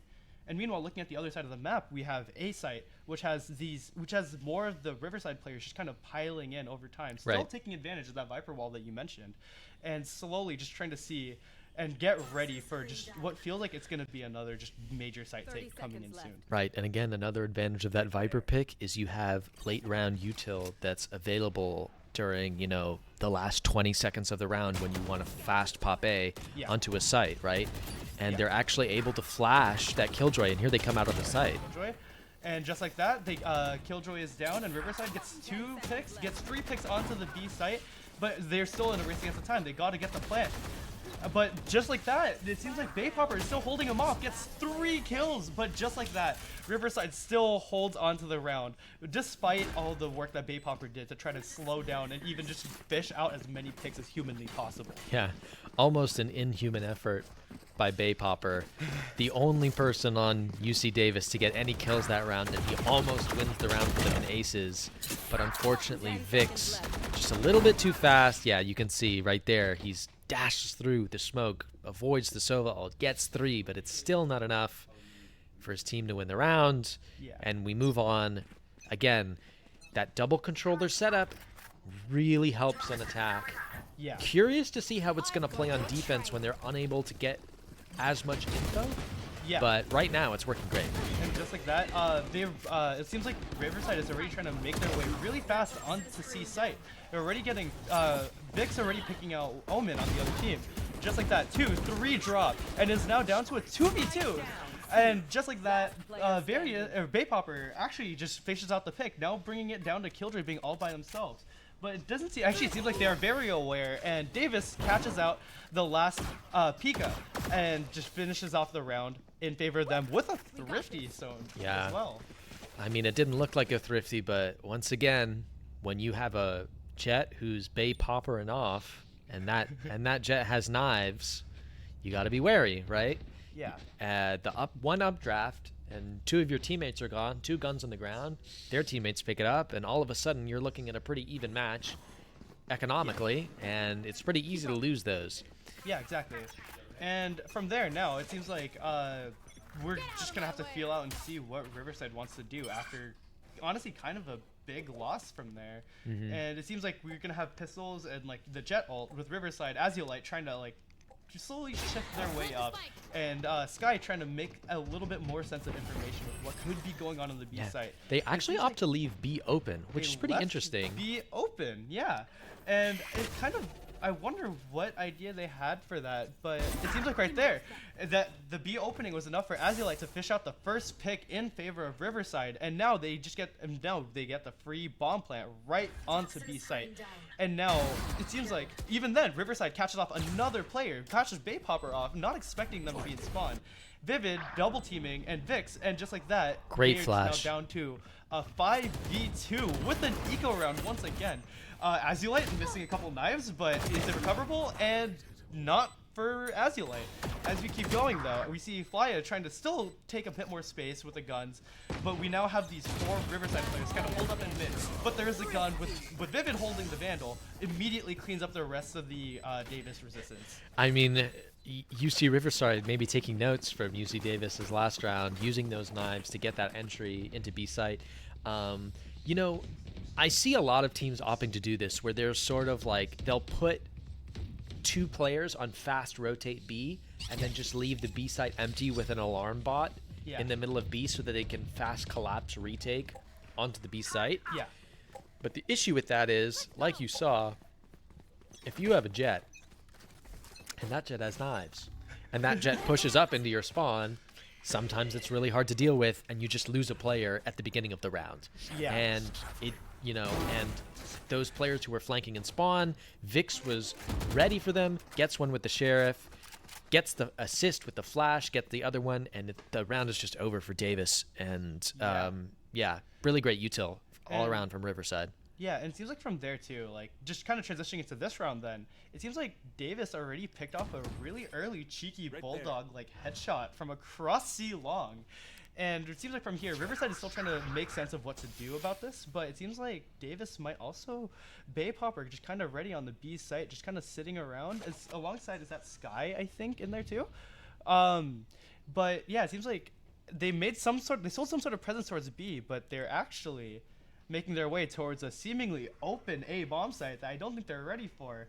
And Omen, Vivid, still ready to help sell the B presence and try to get their way on. But Riverside, Azulite, Pika, and they're already on the A site. They're just making sure they're methodically clearing it out and making sure that they have the space to make a comfortable plant and make the position as awkward as humanly possible for Davis. And as we see here, Pika is now going out for the spike plant, and the Viper ult gets out. With the combination of the Killjoy ult, really making this position really awkward. Yeah, this is going to be tough. For Davis to try to retake, despite having the numbers advantage and having 5 players alive still. Yeah, and I mean, it looks like UC Davis is, well, I thought they were going to opt to save, but is this it looks like they might all 5 run through that Viper ult, which maybe is a questionable decision in my opinion. Yeah, there goes 1, there goes 2, there goes 3, there goes 4. Vivid catches 1, Vix catches 2, and is now down to just Flya to try to do anything he can from this.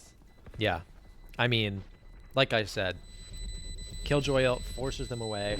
And I really thought that Davis was going to save that round because, you know, pushing through a Viper ult from 3 people isn't often the smartest decision. But UC Davis opting to go through it. They do a split through Heaven. Look at Vix just sitting in that corner. The Killjoy Molly from Pika is able to get one because of the vulnerable and the Viper ult combination. And it's just like, I don't know. It's a massacre. They only lose 1 player.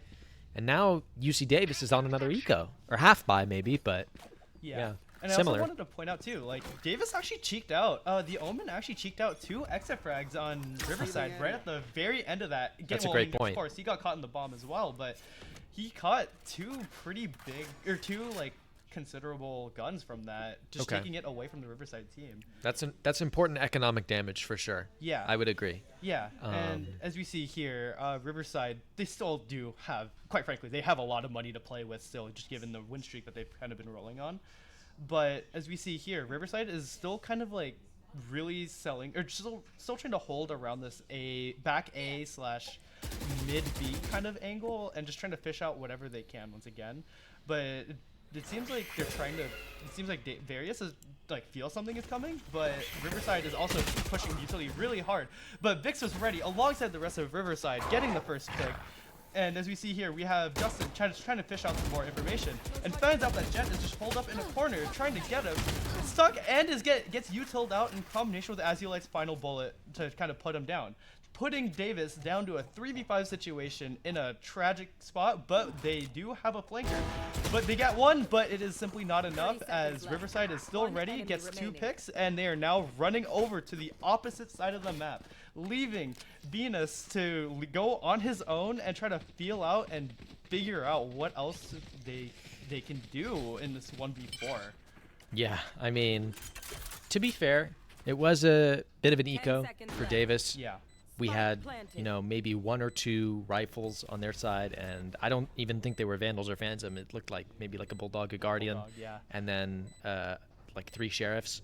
So this is going to be a tough round from the start. But and just like that falls. Yeah, so Venice gonna fall to Azulite. That's the end of the round. Yeah, you know, valiant effort, I would say, by UC Davis. But again, the economic inequality combined with the strategy from UC Riverside was a bit too much for them to handle, and they just fall apart. Keep 4 players alive for the next round. Let's hold off judgment until we see this important full buy round, because if UCR win this round, they'll have a lead going into the half guaranteed. Yeah, and it seems like going in, this is already going to be a really massive round, because it can seemingly make or break the rest of this half as well, just given the kind of like unstable economy that Davis has been working with for the past several rounds. That's a great point, yeah. And as we see here, Riverside is still kind of going for this sort of default with some presence in all the angles, but this very heavy mid presence specifically. Actually, no, it looks like a default. Yeah. So it seems like they're trying to push around, trying to get as much information once again. And Various taking a lot of damage from that span through the garage doors, down to 13 health as Justin and Pika push through garage. Yeah, exactly. And as we see here, it seems like Riverside doesn't seem too committed, despite getting off all that damage, even though they may or may not know. But they are kind of backing off and kind of shifting towards this A presence, which has been working so well for them for a good minute now. And there's still, I mean, there's a slight shift towards A, but they're still trying to just feel it out. It's a very kind of slow, methodical approach towards whichever site that they really feel like going for. And it seems like Omen right here, Vivid, is trying to take some space towards the C site, and we're gonna start seeing this encounter between Flya, Various, and the rest of the Riverside team on the C bomb site. Yeah, I mean, that spam damage is gonna come in handy right now because Various is just sitting there back site, and yeah, and he falls instantly. Bay Popper is actually gonna get traded because of that flash coming out, but Vix, Pika again with another kill. Flya able to trade it out, but Vix with the jumping right click classic headshot, able to get those kills and end the round. That was kind of an elegant round, which is kind of how everything just kind of like fell into place at the very end. Yeah, I don't think they even knew that they hit Various for so low, but it worked out because they end up C, and Bay Popper, even though he's flashed, he only really needs to land one bullet Yeah. on Various, who falls, and his teammates just trade him when it comes through. Yeah. Yeah. And yeah, it just felt like that hold in general, like there was like something that was trying to happen. It's just Riverside was a bit more ready, especially with utilities and factoring everything to go into it. Yeah, again, let's talk about, while they're lurking up into A short, the strength that this default wall has given UC Riverside, the flexibility it's given them, because you can see, like this wall, I've seen, pro players in VCT use this wall a lot, and it's looking more and more like the double controller Viper setup is looking to be a bit stronger than the double initiator setup on Haven, because it just gives you so much flexibility on when you can execute A. And really the key to Haven is the ability to execute A, right? Because B is sort of like a late round site that you hit late, as UCR lurks up again and takes B for free, of course, right? Yeah. But A is really the site you worry about, right? Because it's the site that's hardest to retake for defenders. Spike planted. Because when you're retaking C, you have C lurk main, you have garage, and you have CT that you can come through. Whereas if you're retaking A, you really can come through CT or you die jumping out of heaven. So the A hit is really the important site to hit.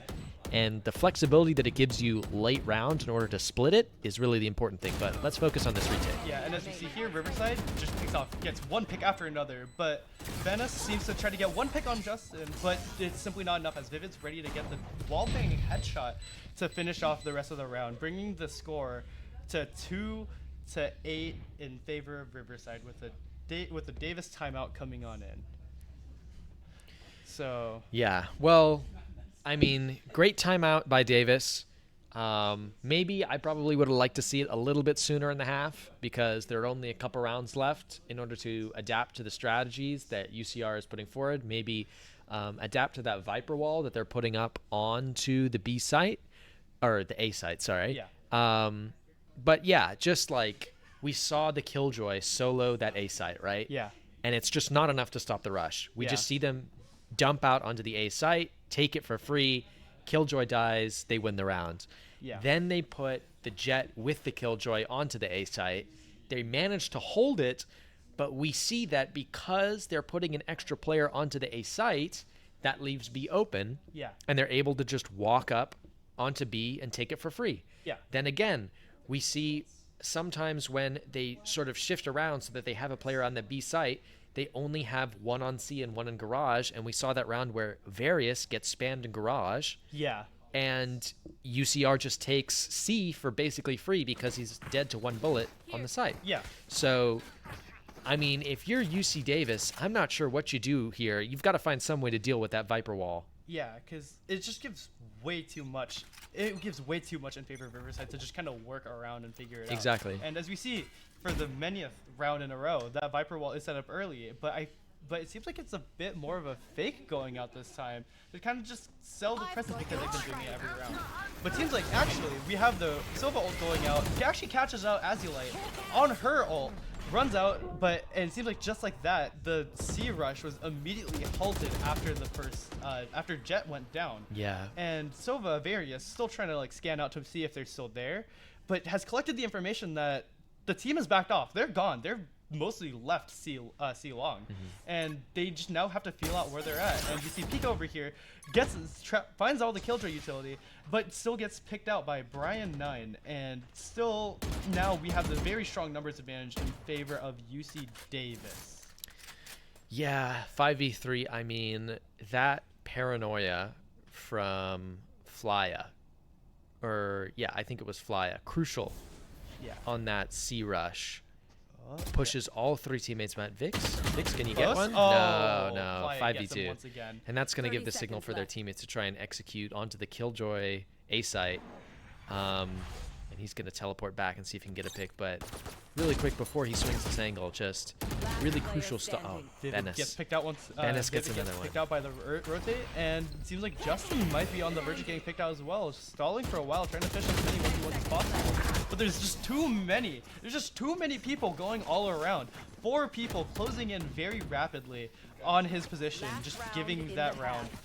Yeah. Giving that round every Venice.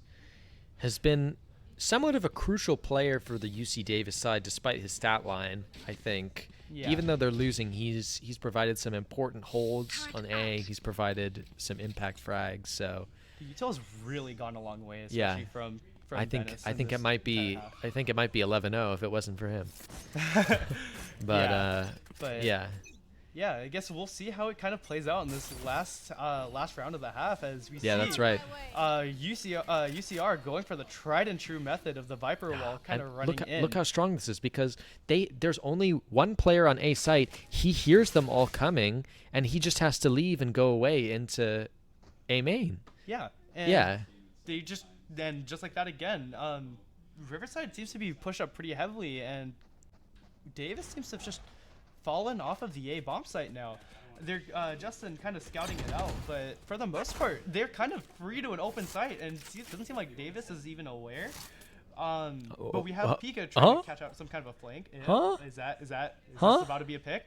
It's about to be a pick over. Well, I'm not talking about the pick. I'm talking about the fact that the Sky Dogs saw nobody on the A site, and they're and they opted to rotate. Yeah. It's a bit of a strange decision, in my opinion. You have to put yourself in the shoes of UCR in this point. You see Killjoy utility on A, and maybe you're thinking, I don't want to risk it. It's the last round of the half. Let's not run into the site with the Killjoy. But you run into Bay Popper in Garage, who ends up, Azalite actually ends up trading him out with a nice pick. But interesting decision to rotate. Let's see how it pays off. Ooh, what? And Brian 9 actually getting the rotate on Azulite, and it seems like once again Riverside just kind of has this force to lead. And just like that, Vivid is caught out, and now Riverside is kind of just in this position where they have to force a plant, but it is a 2v4, and there's only so much that they can do. Also being caught in this obvious Killjoy position, and just like that, Davis collapses in on Riverside and gives Davis the 8-4 half. Yeah, I mean, I'm not sure why UC Riverside opted to rotate when they had Sky, Dog, run up A long, scan most of site, went all the way into spawn, didn't see anybody, and then they opt to rotate all the way to try and take C. Yeah. And then, at the end, because that doesn't work, they have to do sort of like a late round mid call B hit, and they just get picked off one by one. Yeah. So I'm curious to maybe hear the comms in that situation as to why they didn't hit. Maybe it had something to do with the fact that they thought the Killjoy was pushed up somewhere, or maybe there was another player hidden that they didn't check. Unsure. Yeah. I guess maybe just like that super high degree of uncertainty just really got into their head going into it. And as we see here, it seems like actually Davis might be going for like an early taking of space up on the A bomb site. It seems like there's a chance they might even rush it. And we see that there's even like the Sova drone going in trying to clear out any information. But it seems like that the Vivid smoke seems to have slowed them down considerably, leaving them to go back to the drawing board and try to feel out whatever they can again.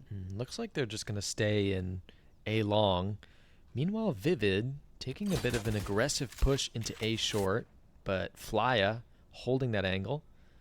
Let's see how this works out. Various catches him out, but he's actually going to dink him and just run away and escape with his life. That was some damage. Yeah. But Davis seems to have been on the jump anyway, and they proceeded to clear out the rest of the A bomb site with that somewhat delayed push, kind of finding them on site. Benes getting another kill, bringing it down to a 5v1. Benes tries to get another one, picks up a 3k, but not enough. And then just like that, Brian gets the last pick on Azulite and cleans it up to 5-8 in favor of Davis. So what are we thinking about the scoreline at this point then? Well, that was a pretty crucial pistol round for Davis, I think. If they lost that, they probably would have lost the next one, and it would have been 10-4, and a 6-round deficit is extremely difficult for any team to come back from. Yeah. Right? So this was a pretty crucial round for them. Again, Vivid, smart decision to push up into A short. He ends up getting that dink and getting out. Unfortunately, his teammates aren't there to help him on the site. So when they saw that the enemy Omen wasn't able to drop a smoke to stop them from pushing to the site, Benes is able to just run out, get a pick, and then Brian9 uses his util to get another pick, Yeah.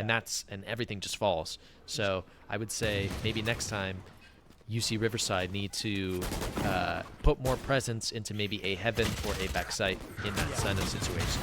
And as you see here, picks are just flying back and forth. Great but it shot seems from Azalite. So far, we have Davis on the numbers advantage right now. They kind of picked up a few more picks, and even Jet on the Riverside team just really low, sitting at 10 HP with just nothing but a sheriff. And we kind of have this Davis, like heavy Davis presence on the A site, with Azulite trying to see if they can pick out just one person, just one stray person laying in the back. But it seems like Venice might even be prepared. And it was not prepared! They pull out the utility at the unfortunate time, giving Azulite the free pick.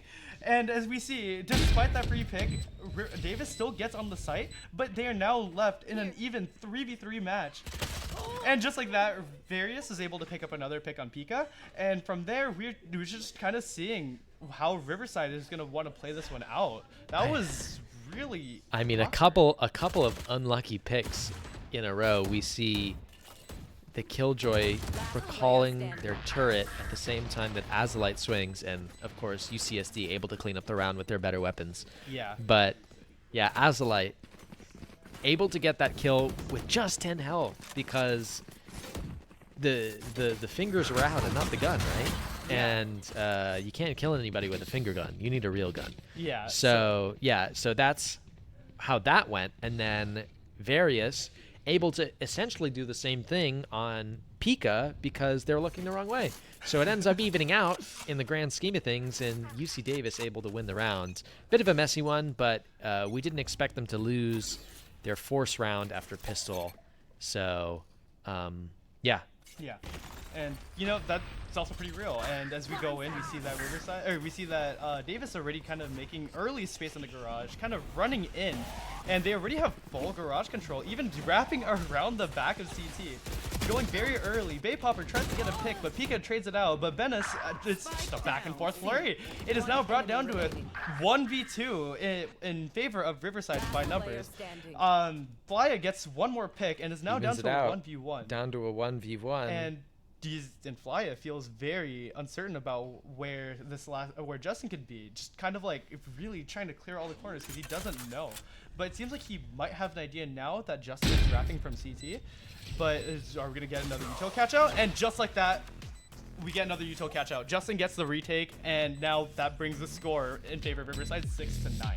Yeah, you know, I saw the idea from Flya, right? Yeah. You put that smoke down in between logs and default, and it gives you a little bit of space to work around, right? Because if he comes out garage, it's very difficult for Justin to push through logs through that smoke because you don't know if Flya is waiting in the smoke, you don't know if he's waiting behind the smoke, so it lets you essentially get more time to focus all of your attention on CT where you're guessing that person might be. Yeah, exactly. Right. And so, that being said, you need to wait a little bit if you think he's CT, right? Yeah. You need to get yourself into a position where you're not going to be caught out using util. Justin able to get a pick there. Yeah. But yeah, you need to wait to get yourself to a position to use that util in order to take advantage of it. But let's focus with the round at hand. Yeah. So as we see, there's already kind of like a trade going on between Davis and Riverside, each team being at 4 players now. Azulite tries to fish out a bit of information, realizes that there might be at least one player, maybe even knows that there's 2 in there, and just runs off immediately, realizing that, you know, the Sheriff can only do so much against full Vandals and Phantoms. So they kind of have the information, but there isn't too much that they can really do right now. They're just trying to feel. It seems like Davis is trying to feel out, but it seems like there's a bit of a team flash there too. But yeah, we have the Riverside team just kind of hold up onto the A site with 1 player left B, and Davis is still also trying to contest the A site with just all pretty much, yeah, no, at this point it's the entire team. They seem pretty dead set on trying to contest this A site, and we'll just kind of have to see how it goes, especially as this utility starts flying out and everyone gets ready to just kind of push in and just trade each other out. You see there's a contact between Vix and Various actually gets out 2 picks. Vix gets out a pick, but then it seems like it is going in favor of Davis. as they get the plant, and they are now suddenly on site in a 2v1 Last player against Killjoy. standing. But Pika gets a ghost kill, Pika gets one with the ghost. Huge pickup from him. and then as we see, Pika still trying to go for one more, but it simply wasn't enough. Various still cleans up with the Phantom, simply just a better weapon at that point, and brings a round in favor of Davis once again. Yeah, you know, that being said though, huge eco round for UC Riverside. Able to get 4 kills. That last one especially made it a little bit close, and I think he even took the armor off of Various. Look at the economy for UC Davis right now. We're seeing, you know, they're still able to get that full buy, but their leftover money is looking like 100 credits, no credits, 350 credits. If they lose this round, which UCR still is able to do a full buy on, and here comes Azalite with the knives up into A short, you know, A lobby even maybe, might get a pick, and that would destroy Davis's economy.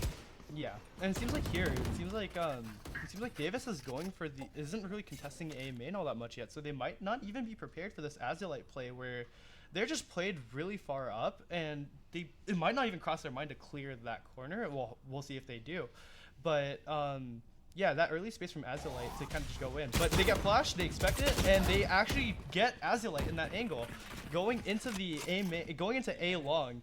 And we see that Riverside's Omen is kind of playing around that, trying to see if they can stall as much as they can. But we also see the Flya ult coming in to try to see and scan for any information that they can make out on the site.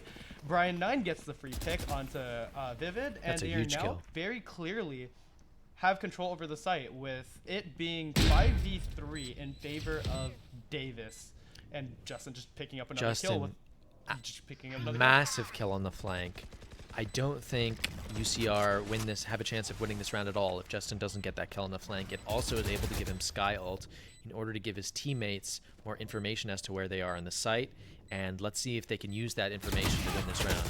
And as you see here, Pika gets Flya, but gets traded out by Popper. And as we go, Justin is trying to get a pick, but gets breach utiled, and is now down to just down to Justin, but Justin can't do enough because it's just he gets utiled out and is left alone to just be picked from the back from Brian, bringing the score 8-9. Yeah, well, that's a big round from Davis, because if they didn't win that round, UC Riverside would have broken their economy. You can see they just have enough 1900 in order to buy rifles and full shields this round. You know, that's about exactly the amount extra that you get from winning a round. It's about like 2,000 credits, right? Yeah. So, you know, huge win from Davis on that round. Able to overcome, you know, some strategy from UCR pushing up early, able to overcome getting picked off from behind and the Sky ult, able to close out that round with the man advantage. Yeah. And now Azalite, you know, they've got a Stinger, they've got Deagles. It's tough. It was actually kind of a double whammy in favor of Davis, because not only did they keep their economy up, they also just completely broke the Riverside economy, kind of forcing them into this position where they need to like save and play really tight angles. As we see here, they're trying to make space. Justin gets Riverside gets 3 picks in favor, 4 picks in favor, and Various gets 1, but it's simply, once again, they can only do so much. And now we have Flya all by themselves with 4 players on the Riverside team, and Omen might not even be ready for Pika's position, because Omen is surrounded. Pika gets the last pick, and just like that, Riverside picks up a Thrifty. What do we think about that Thrifty? I mean, personally, I think this is a really smart call by Riverside, right? You know that Azalite gets called out last round because of his early aggression into near A lobby through long, right? Yeah. And the entire team swings him and dies. So you think, how do we punish that, right? Yeah. How do we punish them clearing these deep angles to ensure that our teammates haven't pushed up? Well, the way you do that is you put, and you know that they know you have bad utilities, so they're going to look to like maybe get some picks into the round, right? Yeah. So how do you counter that? You put a player short, you put a player deeper long, you put a player on the flank trying to catch them in a lobby, because you know, maybe you have some info on the B site with the Killjoy utility. You have one player sort of lurking in garage C area to give info if your read is wrong, and it ends up actually paying out big time for UCR because they're ready to punish that swing deep into a lobby, because when Azalite is sitting there with the stinger, he's actually got backup from 2 of his teammates and a teammate coming from behind on the flank to help clean up the round. Really smart call from UC Riverside in order to win that thrifty round. Yeah, exactly. And it was just, I do appreciate that almost like closing in like motion that seemed to have been made by Riverside to just use their close quarters weapons to just fish out as much as they could. And it's like, it seems like we're just going back and forth between like these like huge rounds for each of these teams. And it now kind of puts us in this interesting position where now we have Bay Popper and for Davis just kind of popping ult and trying to rush in as early as possible with, I think their guns might be sort of all over the place. I'm not too sure. But it seems like just like that, Vix is able to get 1, Vix gets 2, but then similarly Davis gets 2 as well, bringing the situation down to a 3v3 as Brian9 is able to get the bomb plant. And now we see all of Riverside's defense kind of trying to pile in through CT. But in the process of them trying to pile in through CT, KJ actually pops in their ult, and from there they are now kind of holed up to the back, which gives the attacking side a bit more time to just kind of stall and delay. And it seems like even here we have Sova ready for the ult, so Yeah, it exactly. might be a very I was going to say that favorable round for because Davis can't actually even counter ult. Brian9 able to get 1, and now it's down to a 1v1. But yeah, I was saying they can't even counter ult because of the UC Various Sova ult. Okay. He doesn't even need the ult, He I doesn't- guess. He could just shoot through the smoke. Built different. Actually different. Yeah. Wow. You know, because I thought that was kind of going to be the strategy from UC Davis, right? Yeah. You put the Killjoy ult down, then you wait for the counter Killjoy ult in order to take space, and then you ult it with the Sova ult in order to avoid that situation, right? Where you have to give up the space because of the counter Killjoy ult. Smartly, though, UC Davis, UC Riverside actually doesn't invest their Killjoy ult into the retake because they know it's just going to get taken out. Yeah. The downside of that, though, as we thought we predicted, is that Various would be able to use that during the 1v1 in order to take out the person defusing the bomb. Turns out he doesn't even need it, and he saves it for the next round. So really great, save utility-wise from Various, and great play from him. Yeah, That spray control was pretty crazy. And wait, did Davis just got right onto site again in that time that we were talking about it. Davis just walked onto site from what it seemed like, bringing it to a 5v5 post-plant situation. Bit of a fumble there from Riverside. Yeah, but it seems like here they're just trying to fish what they can. But they do have a lot of there is that KJ ult kind of in favor for Riverside to try to kind of make space. But Azulite tries to get the pick, can't get it, but somehow manages to escape. Vix gets a pick, but then gets traded out by Venice. Bay Popper gets another pick, is now brought down to a 4v1, and Venice cleans it up with the 3K in that round, bringing the score finally to be tied 10-10. Wow. I mean, the dominoes just started to fall right after Azalite misses the op shot on 2 blind players on default. I mean, it happens. It happens. I'm not here to insult anybody. You know, I whiff my op shots pretty regularly in my ranked games anyway.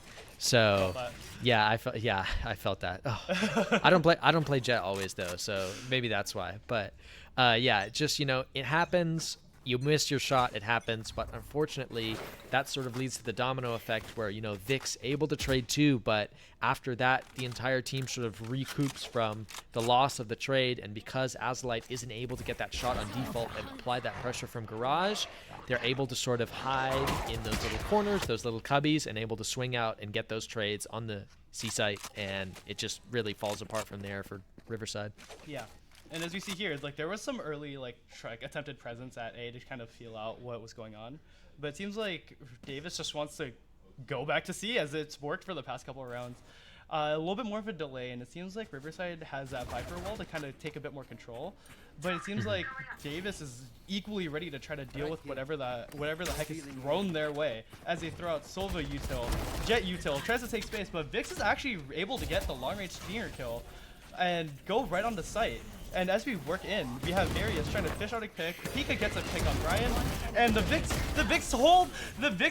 hid from the corner and gets a free 4K in favor, just having everyone just turned away from them, giving the round surprisingly to very quickly to Riverside. That was unbelievable. I mean, look at this. 1, 2, 3.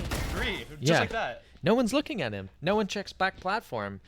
I mean, you know, you have two people fighting CT Yeah. at the people who are shooting at them, right? Yeah. Makes sense. Third person, you have to be looking at the back of metal if you haven't checked it yet, right? Yeah. If someone's there, your whole team is dead. And we saw Vix is just there with not even a great weapon, is able to take out all three of his teammates, and then gets, a pretty skilled jumping classic headshot for the fourth and able to clean up the round. But even if he dies there, the round is still pretty much over. It's a 4v1. Yeah.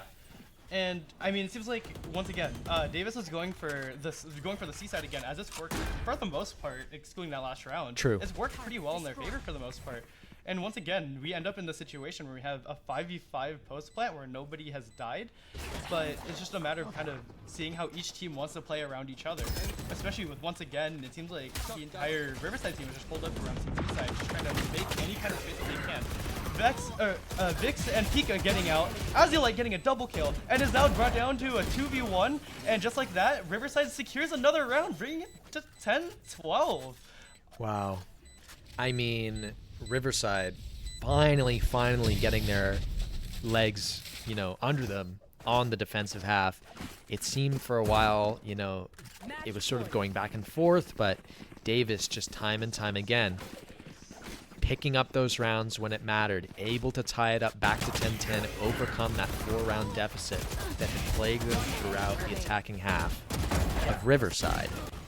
And it just looked like Riverside just wasn't a defense-sided team on Haven.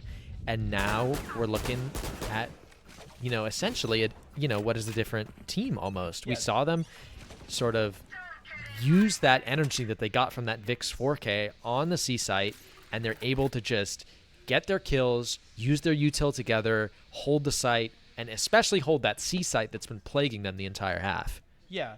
And I think one thing I was a little bit concerned of for the Riverside team is just how much the past rounds were damaging them, the fact that they were up so heavily, and then out of nowhere, Davis was able to turn it into a tie.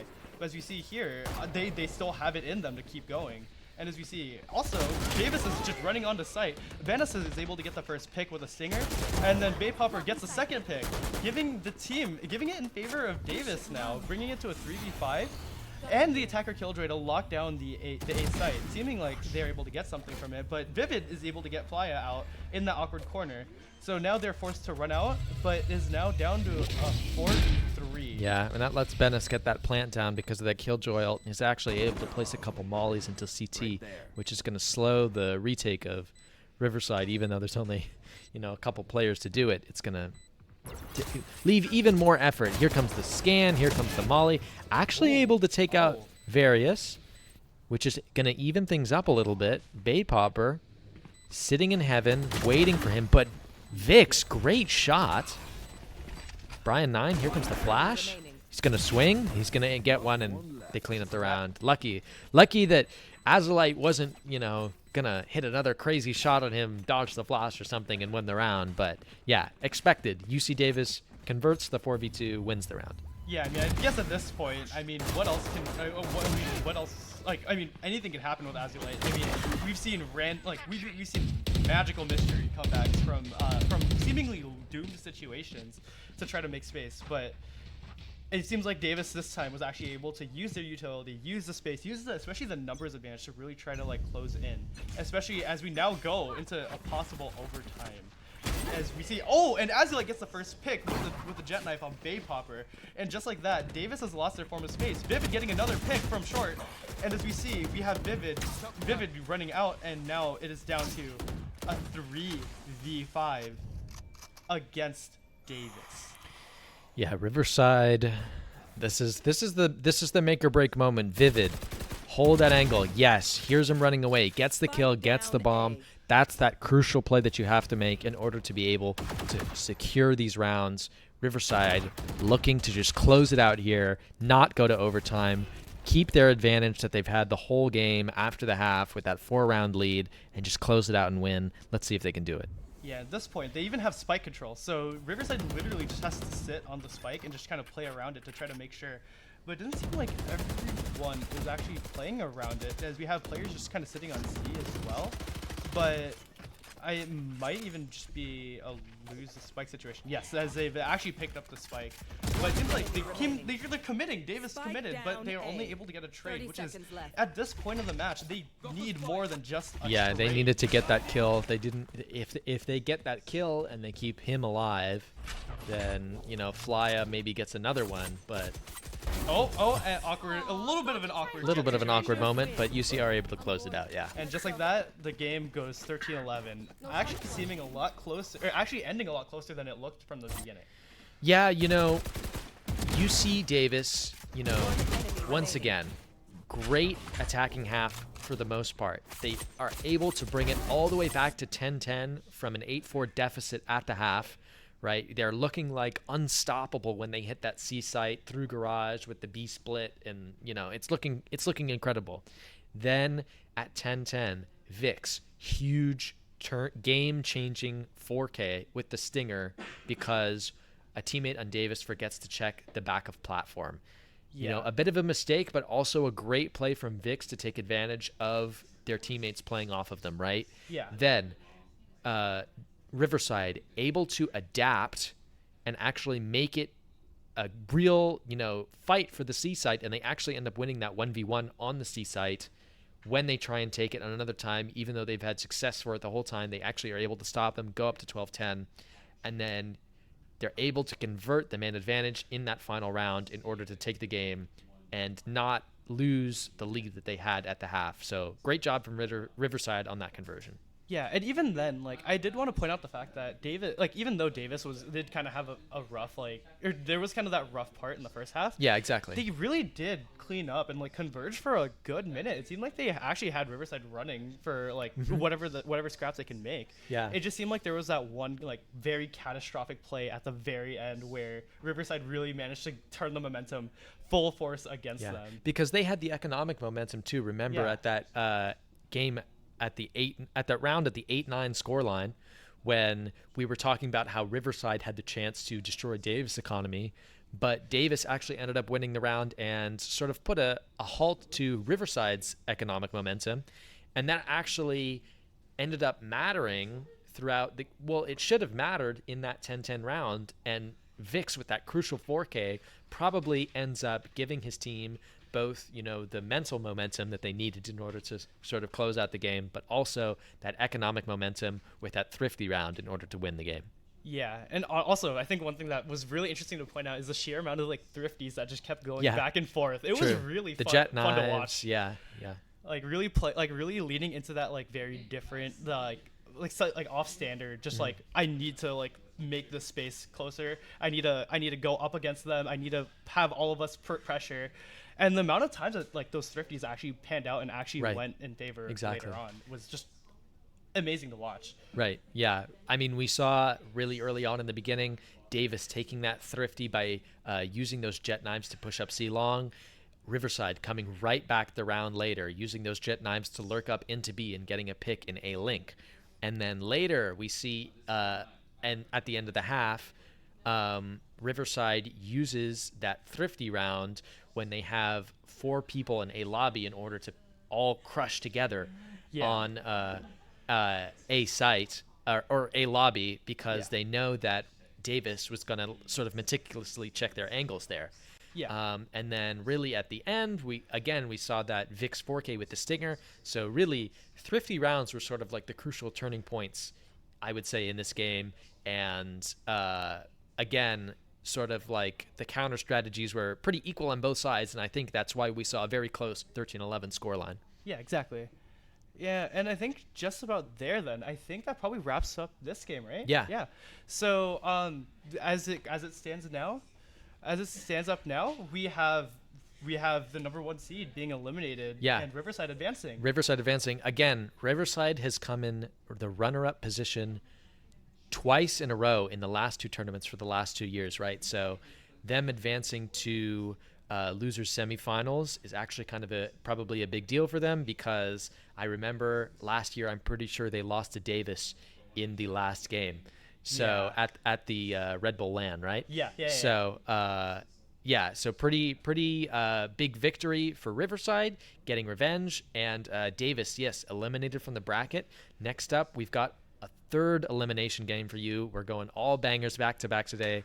We've got the winner of the first game we aired today, UC Santa Cruz, up against UC Santa Barbara, who actually upset Davis in the first round of the entire tournament. So that's going to be an exciting one. We'll see you after the break.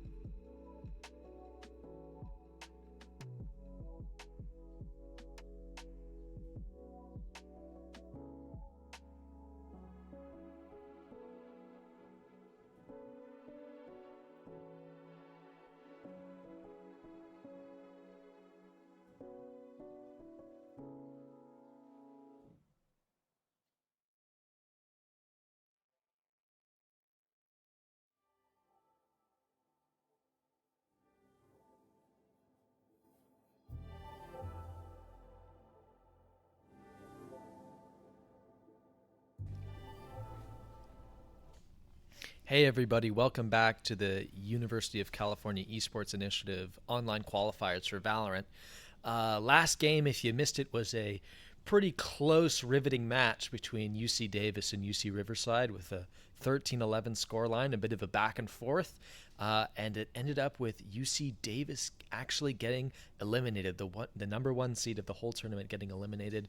We've got another elimination game coming up next for you. We've got the winner of the first game we cast, UC Santa Cruz, versus a whole new team that you haven't seen yet on this broadcast, UC Santa Barbara. What are we thinking, Josh?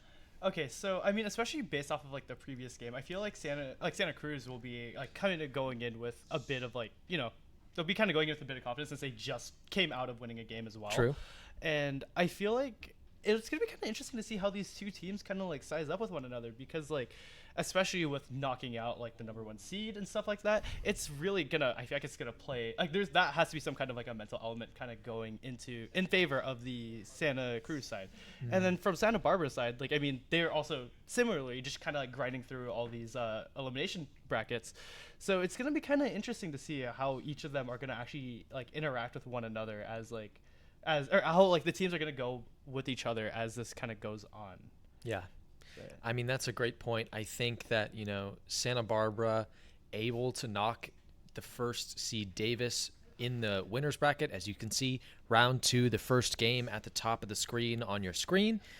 Davis versus Santa Barbara. Santa Barbara actually ended up winning that game in round 2, knocking Davis down to the loser's bracket where they just got eliminated in the last game we saw played. So, the Santa Barbara team, definitely not one to mess with. Definitely one that was better than probably the seeding would indicate. But then again, like you said, UC Santa Cruz coming off of winning that last game versus UCLA, probably a lot of confidence going into that. And we saw that Frenchie and Sorazin are definitely some difference makers to look out for, made some big plays in that game on Ascent. What do you think about the composition that Santa Cruz has already locked in? I will say I'm actually kind of enjoying, once again, I mean, we saw this last game already, but I mean, once again, we're seeing the double controller kind of coming out from the Santa Cruz side here. And I feel like it's going to be kind of interesting on Bind, just given the nature of kind of how much taking space really goes into playing Bind. And it seems like on the other side, Santa Barbara is still slowly locking in. And for the most part, that's for the most part another like 1-to-1 lineup. The only difference is going to be the Yoru for Santa Barbara and then the Rays for Santa Cruz. It's just a matter of which duelist. I think they actually do have. I think it's the Yoru for Santa Barbara and the Cypher for. Cypher, you're right. Yeah, the Cypher for Santa Cruz. So they're opting to do a no Sentinel composition on the Santa Barbara side, a bit more of an aggressive pick. But once again, Yoru gets a lot of flack for being one of the worst agents in the game. That being said, we've seen a lot of pro teams play him on this map only in VCT, right? Yeah. So he's able to use those teleports combined with the built-in teleports on the map and sort of his flashes that can like remote detonate and his decoys in order to spread a lot of confusion on the map. And also, because Bind has no mid, fast rotates are really important. So when he's on that defensive end, he's able to go from A to B extremely quickly, making him a pretty solid all-around pick for this map, and this map only. He's pretty bad on a lot of other maps. Yeah, for sure. And it's going to be kind of interesting to see how they actually choose to play out this Yoru.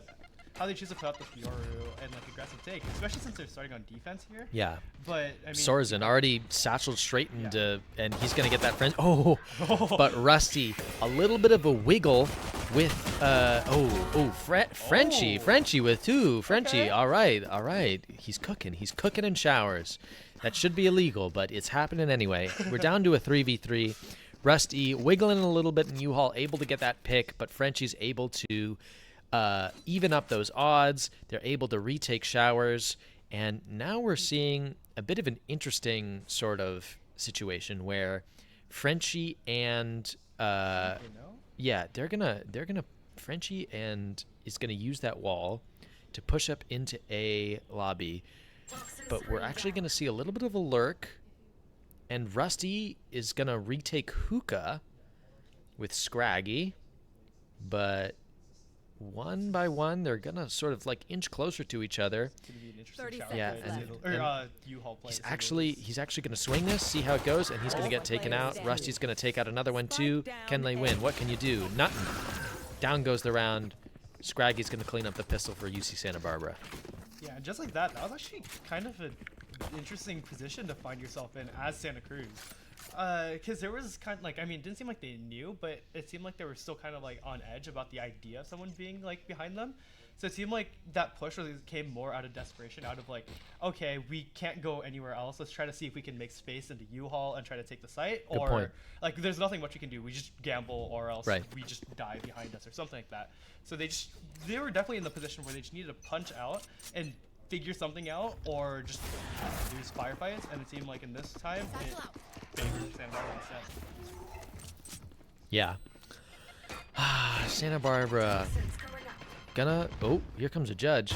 Judge out. Vibe judge and out. Ryan. Vibe and Ryan with the judge, and you know, this is actually such a tough gun to push out of U-Haul.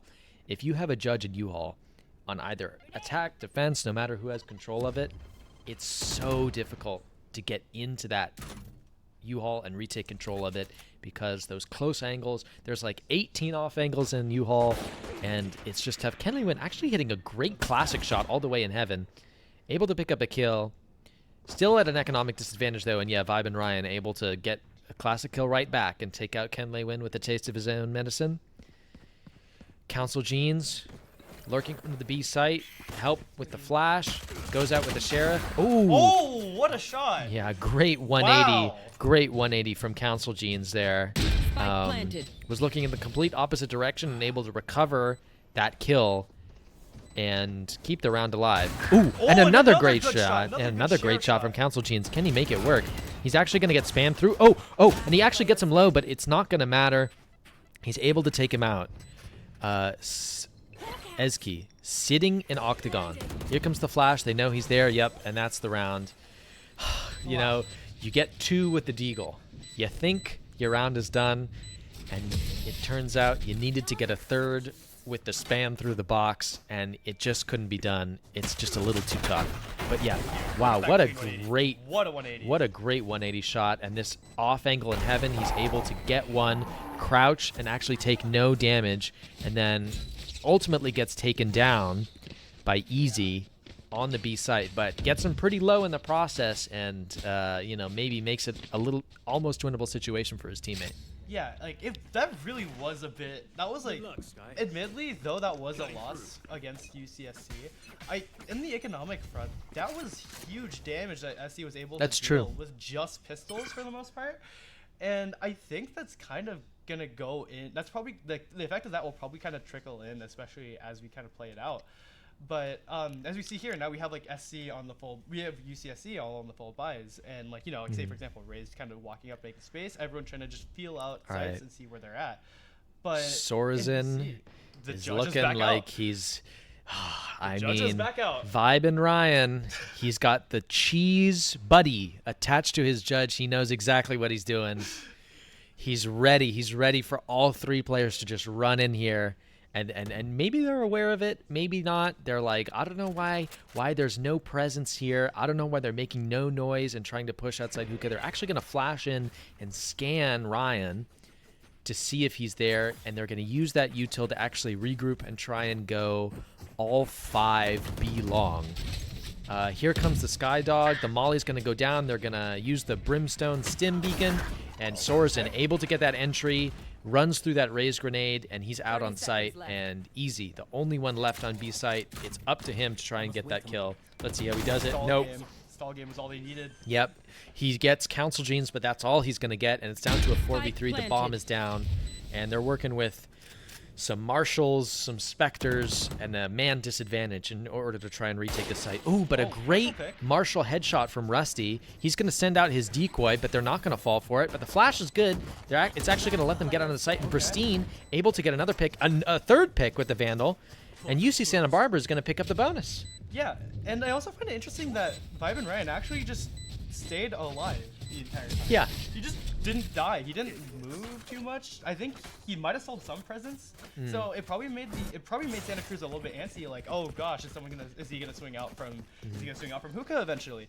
But from there, it just kind of was a matter of everyone else kind of going in and cleaning up after that kind of like initial like antsiness from Viper there. Yeah. So it's really interesting how they especially played that post plant, but even rolling back a bit earlier, like the full rush in was honestly kind of a good, very clean like B site take. Yeah. Where they just ran in, made space, and did exactly what they needed to do. It was just a matter of that post plant and some of the unfortunate like positioning they weren't able to get. Yeah, and I think a big part of that positioning was the fact that they had no hookah control, right? Yeah. Their only ability to hold post plant was to back up into octagon, Yeah. and or they had to hold site, and UC Santa Barbara was just able to isolate those 1v1s with some nice mechanics, a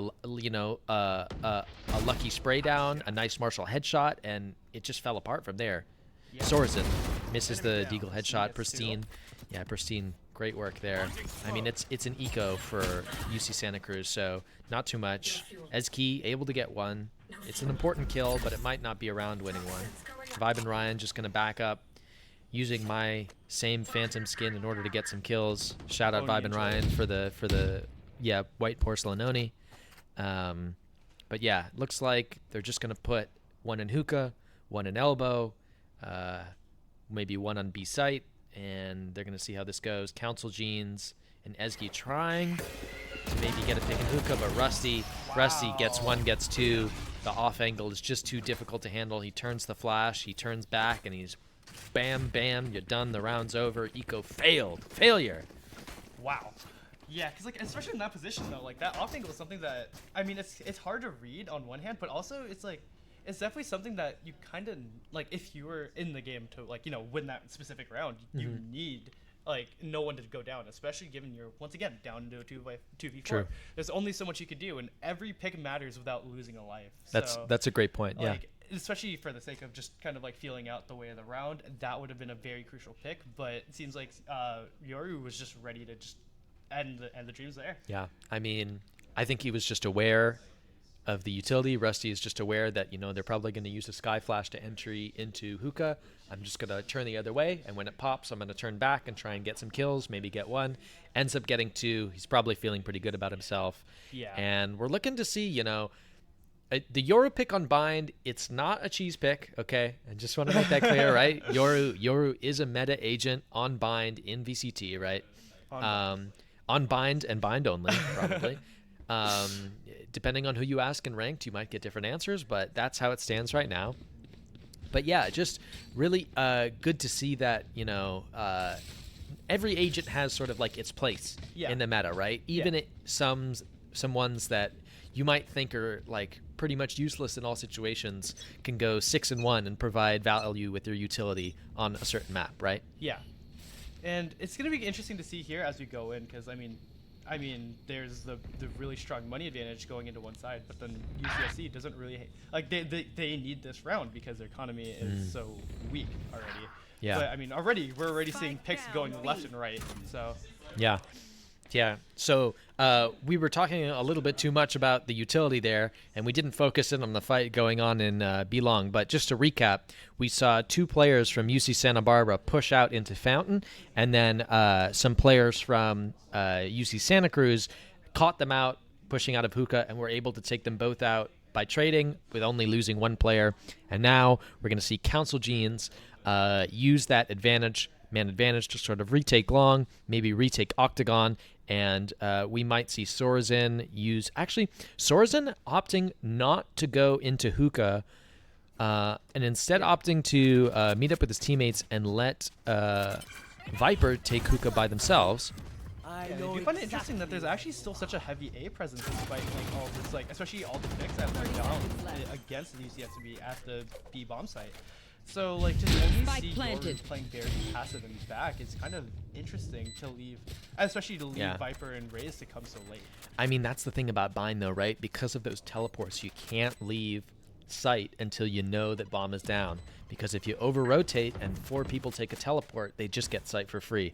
So you've got to, have faith in your strategy that it'll work out. Looking at this 3v4 retake, Vibe and Ryan swinging out. Now he knows there's a guy long. Easy, gonna use that advantage, but Frenchie able to take him out when he runs into Hookah. Kenley Win able to get another one.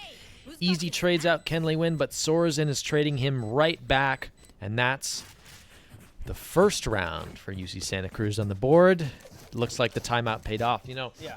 I will say I really like those early timeouts from teams who are losing pretty early. Yeah. And what do you think about the strategy they were able to come up with during that time? Honestly, it just felt a lot cleaner. Like the execute on the kind of like the execute, just kind of taking in, and also actually being able to punish, being able to punish the other team for a seemingly really bad play for just giving up 2 bodies all the way deep B long, and being able to actually like cleanly capitalize on that really efficiently without losing too many people in the process. Was honestly beautiful to see. Yeah, I couldn't have put it better myself, really. But looking at this next round, seeing a couple people slowly make up their way up to Sands, but they actually abandoned it pretty quickly, opt to keep going through Belong, Sky, Cypher, Raze. Gonna use that dog to help Sorensen get into Belong. Oh my gosh. And that's actually such an important kill because What a Sorensen punish. takes out the Viper ult with that kill and then gets his ult, Oh and my gosh. he's actually able to get another because he was able to get that extra ult point, uses his nade to maybe, and really, I really like this from Sorensen. He gets one really important kill with the ult, and then, or really important kill to eliminate the Viper ult, and allow his teammates to run out of sight. Uses that to get his own ult, get another kill, and then he doesn't overheat and run into spawn. Instead, he stays on site and helps his team and doesn't give up the 2-man advantage that he had. Rusty actually able to get an important kill there. Flashes out, but Kenley Win able to trade him out. Oh, Rusty actually able to get a third. It's still a 3v1 though, so this is going to be tough. He's just waiting in Octagon, looking for a pick, and it looks like they know he's there. Council Genes, yeah, playing all the way back. Hits him with the little cheeky wide swing, able to land that headshot, and that's the second round on the board for Santa Cruz. Yeah, especially going into that round, the ability to take that space was, to some degree, kind of a matter Nice of kill. just being at the right time, the right place at the right time. Especially, would say that for that first pick against the Viper, trying to just plop down her ultimate and get caught in the middle of it, and then proceeding to get another crazy rocket shot right through the smoke. Just I didn't even. systematic. Did you see that kill Wait, from what was that- Rusty wait, at the just- end? what was that? Yeah. So that second kill from Rusty on the was kind of a little bit. He was watching elbow. While he's turning back to look at bomb site, just like in his line of vision, he sees one and like hospital flicks 180 to hit the shot. Ends up losing the round, unfortunately, but But still clean shot we're, nonetheless. yeah, we're Gotta seeing some respect it. great mechanical display. He's judge. back. He's back. He's back. He's the cheese back. is so back. Yeah. I mean, Ezgi deletes that dog in Octagon, holds it for a little bit. Oh, Vibe and Ryan. Don't do it to him. Is he going to do it? see it? Oh. No. He's so low. Oh, there's another one. No. Oh, here comes the Molly. Oh, he's down to half health, though. And this, yeah, so, I mean, that, how do you get him out of there? He's got a judge, so you can't challenge the close-up angle without at least, one person dying, Yeah. realistically. Yeah. And then when you do it like they did, which is smart because they didn't lose anyone, right? Oh, but this boombot might actually matter because okay, actually able to take it out with just one shot of the judge, so not that big of a deal. Yeah. But it's important, right? Because he has the judge, he has the smoke and the molly to stop the push if he fails to get a kill. How do you take Hookah? And like they said, they just have to go for a long. Luckily, it ends. Oh, What the? Scraggy Wallbang with the headshot? insane wallbang Wow. headshot. Frenchie able to trade him out with the nice pick and Hookah because Ryan overextends. But the combination of the Sky ult and the Yoru ult is just too much for them to handle, and they're able to retake the site. Brimstone ult gonna deny the defuse though, and Council Genes is actually gonna be able to pick one up, but they're gonna trade out Frenchie and Hookah, and they know he's long because that's where the ult came from. Here comes the clone. They're gonna shoot him, and they see. Yeah. What a shot. Yeah, they see where the tracers come from because he's using the Vandal. Yeah. And they're actually able to see when he shoots the clone where he is and able to get that kill and end the round. Nice attempt from UC Santa Cruz using that Brimstone ult to delay up until the end of the round, but they just didn't have long enough. Needed like about 10 more seconds in order to win that round and let the bomb explode. Yeah, like it was so clean to just, especially to watch it from there. It was really clean to just kind of watch like the util usage kind of come into play and just really fishing out that pick. Especially, I think it was perfectly like it was perfectly summarized with that last bit with the use of the Yoru util to kind of force out the information on where Yeah. to just retrace the shot and then just go straight for it and get, to end the round really quickly there. Great point. So, Well, again, a little bit of a B-heavy lean. We're seeing Sorzin go up into Hookah, and there's actually nobody there because Vibe and Ryan is actually electing to help his teammate, Scraggy, who's hitting, a little bit of a devious off angle, but they're actually going to spot him out with that flash. Maybe he's going to try and spam. I see the strategy now, right? You've got two people in long, and you leave Hookah open. But the idea is that you can test long with the Viper smoke so that they can't push up long, and then if they try and pincer them out from Hookah, they just both run back out into sight, and the smoke delays them so that it's not fast enough for them to catch them out when they're running back into sight. Council Gene's able to catch out Ryan, but Scraggy actually able to get one, and he's just going to take the teleport and get out and go back into the A site, give up B site for free, and then work with his team to retake. Yeah, I mean, this is a tough situation because the Viper ult is down, they've got a man disadvantage, and they're sort of low on time because Scraggy is running all the way from teleport all the way back into B, and his teammates are just sitting there waiting for him. yeah. That being said, they're going to use his util now that he's here to get that. Oh, and they actually tag him up and stun him, and they're actually going to spam him down a little bit, but he's able to just get out in time. Everyone's down to like 2 health. Here comes the Raze nade. I'm surprised it didn't kill anyone. Council Genes is going to flank them elbow. 1, 2 dead, and it's just, oh my god, it's a massacre. It's a massacre. There's only so much they can do. Yeah. Especially when they're pincered. They're pinched into one little corridor. Yeah. The other team had the control. They capitalized it, pinched in, and just took the round, just picked them off one by one. And even though they did make space a bit earlier on, they did make that space. They did take the Viper out. But despite that, they ended up getting pincered anyway, getting picked off one by one, and just ended up leading to just free kills in favor of UCSE. Yeah, that's a great point. I mean, Council Genes, really great flank elbow, knows that his teammates are going to help him out in that they're running away from the Viper ult, they're letting it fall, but he has enough time to run around backside so that when they're at 1 health and they come up for air outside in CT, he's ready to just be there and pick them off easy, no problem. They all die to 1 bullet, it's free. Yeah. That being said, I also think this is a really smart timeout from UC Santa Barbara. Even though they're still up 2 rounds, the defensive side on Bind is the side that you want to win more rounds on than lose more rounds. Yeah. Because Bind is a slightly defensive-sided map. Yeah. So, really smart decision to sort of nip this loss streak in the bud, even though they're still winning. What strategies do you think they're coming up with in order to alleviate, this a little bit of a losing streak that they've gone on for the last few rounds? I mean, it feels like every time it's just been this very heavy B presence that's just been going on time and time again, and especially ever since that timeout, they've just been taking the space on B and just making it work really easily. So it kind of has to play around either how can we fish that out earlier, or how can we snuff out some like heavy B presence earlier, or how can we just lock down the B side a lot easier. But I think what we're going to see here, in combination with the eco, is just kind of snuff it out earlier. So Kenley Wynn has a trap, and there's an entire army of UC Santa Cruz players ready to just sort of annihilate all these players running through. They've already gotten one. They just get another. I mean, they're just ready for this. They have trips, they have nades, they have mollies. It's all there. And 2 players go down. Yeah, it looks like they were just completely ready for that aggression from UC Santa Barbara. yeah. I'm not sure what the idea of running all the way through market was, but yeah, they had a sentinel.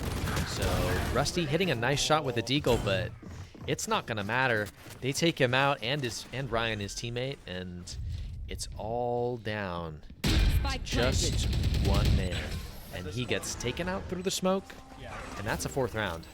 Yeah, I mean, once again, there's only so much they could do with that kind of an economy. Yeah. But even then, like, with what they could muster, it didn't seem like they were able to do enough to at least set back Santa Cruz at least a little bit more. That's a good point. So it's gonna kind of, I mean, sure, they're both on buy rounds now, but it's still gonna kind of like probably bite them a little bit later on as they try to roll Yeah, on. I mean, we're seeing some light shields on the sides of Santa Barbara already. Yeah, exactly. So, I mean, it's that like that econ damage would have been very helpful to see, or Yeah. like even just like getting some kind of like picks. But here we are with where they're just kind of like trying to muster what they can Yeah. against a fully eco, full util everything Santa Cruz. I mean, and look at how Council Genes is playing this deep default in showers, right? If you take a look at the map, they dropped a smoke.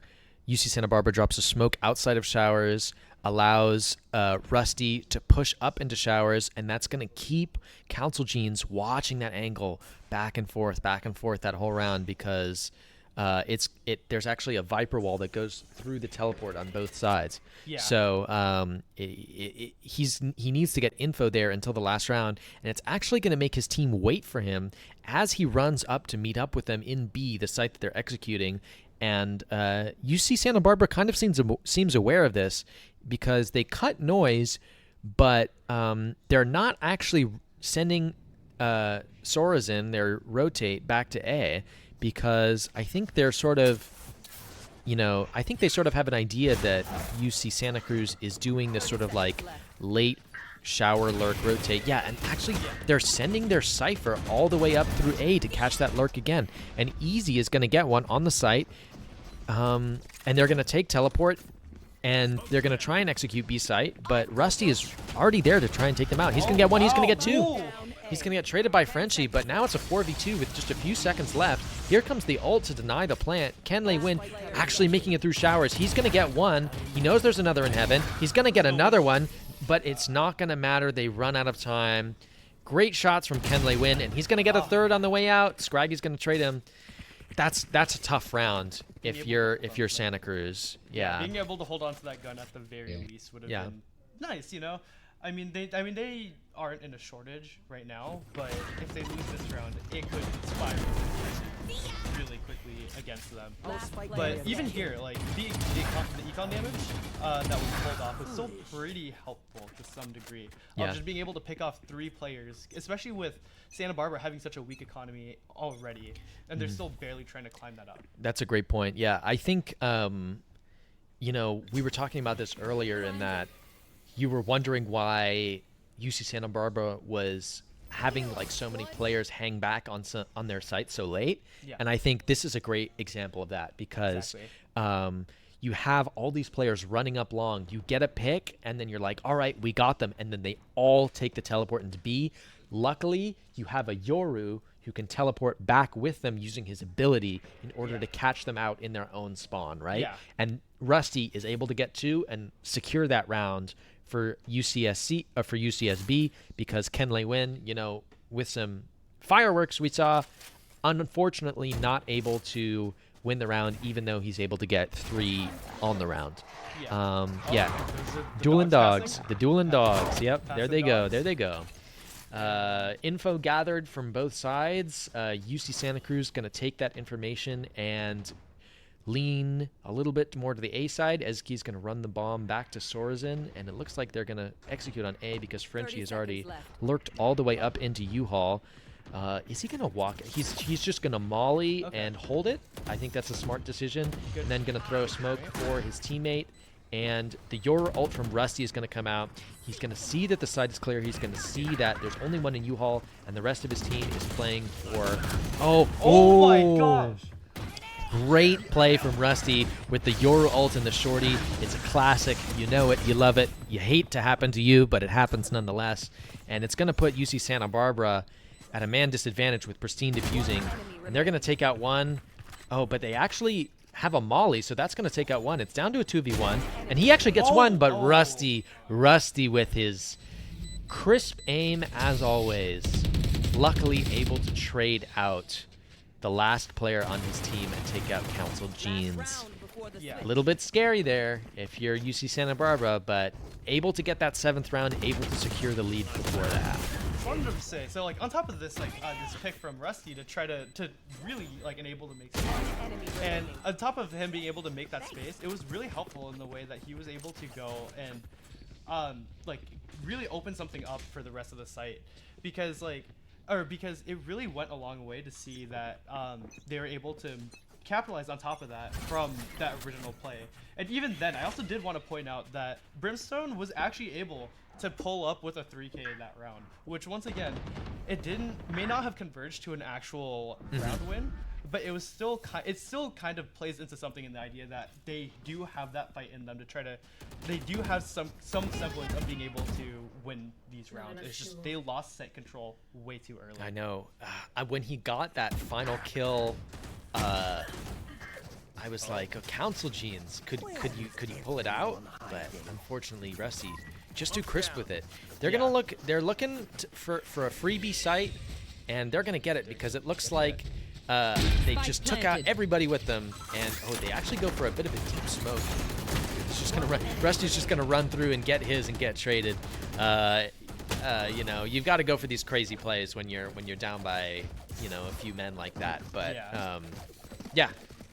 Good round from UC Santa Cruz, able to get their picks when they get another pick while executing the site, and then are able to take it for free. And that's going to put them at not too bad of a deficit before the next round's pistol, 7-5 in favor of Santa Barbara.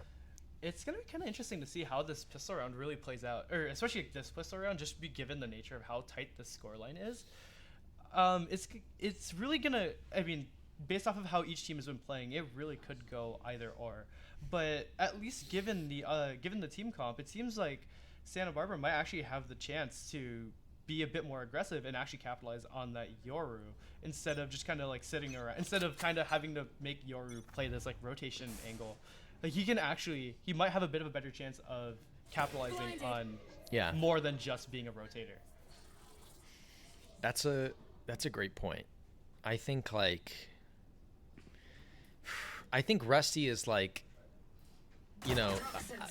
he's such a good aimer, and he's able to make his presence felt all across the map because of his ability to rotate quickly, right? Looking just right now, he's able to make his presence felt in showers, maybe take a little bit of shower control, make that pressure, and immediately he's executing onto the B site. That flash is going to catch out Council Genes, and he's actually able to get that kill. But Council Genes takes out Pristine and Brian and Rusty.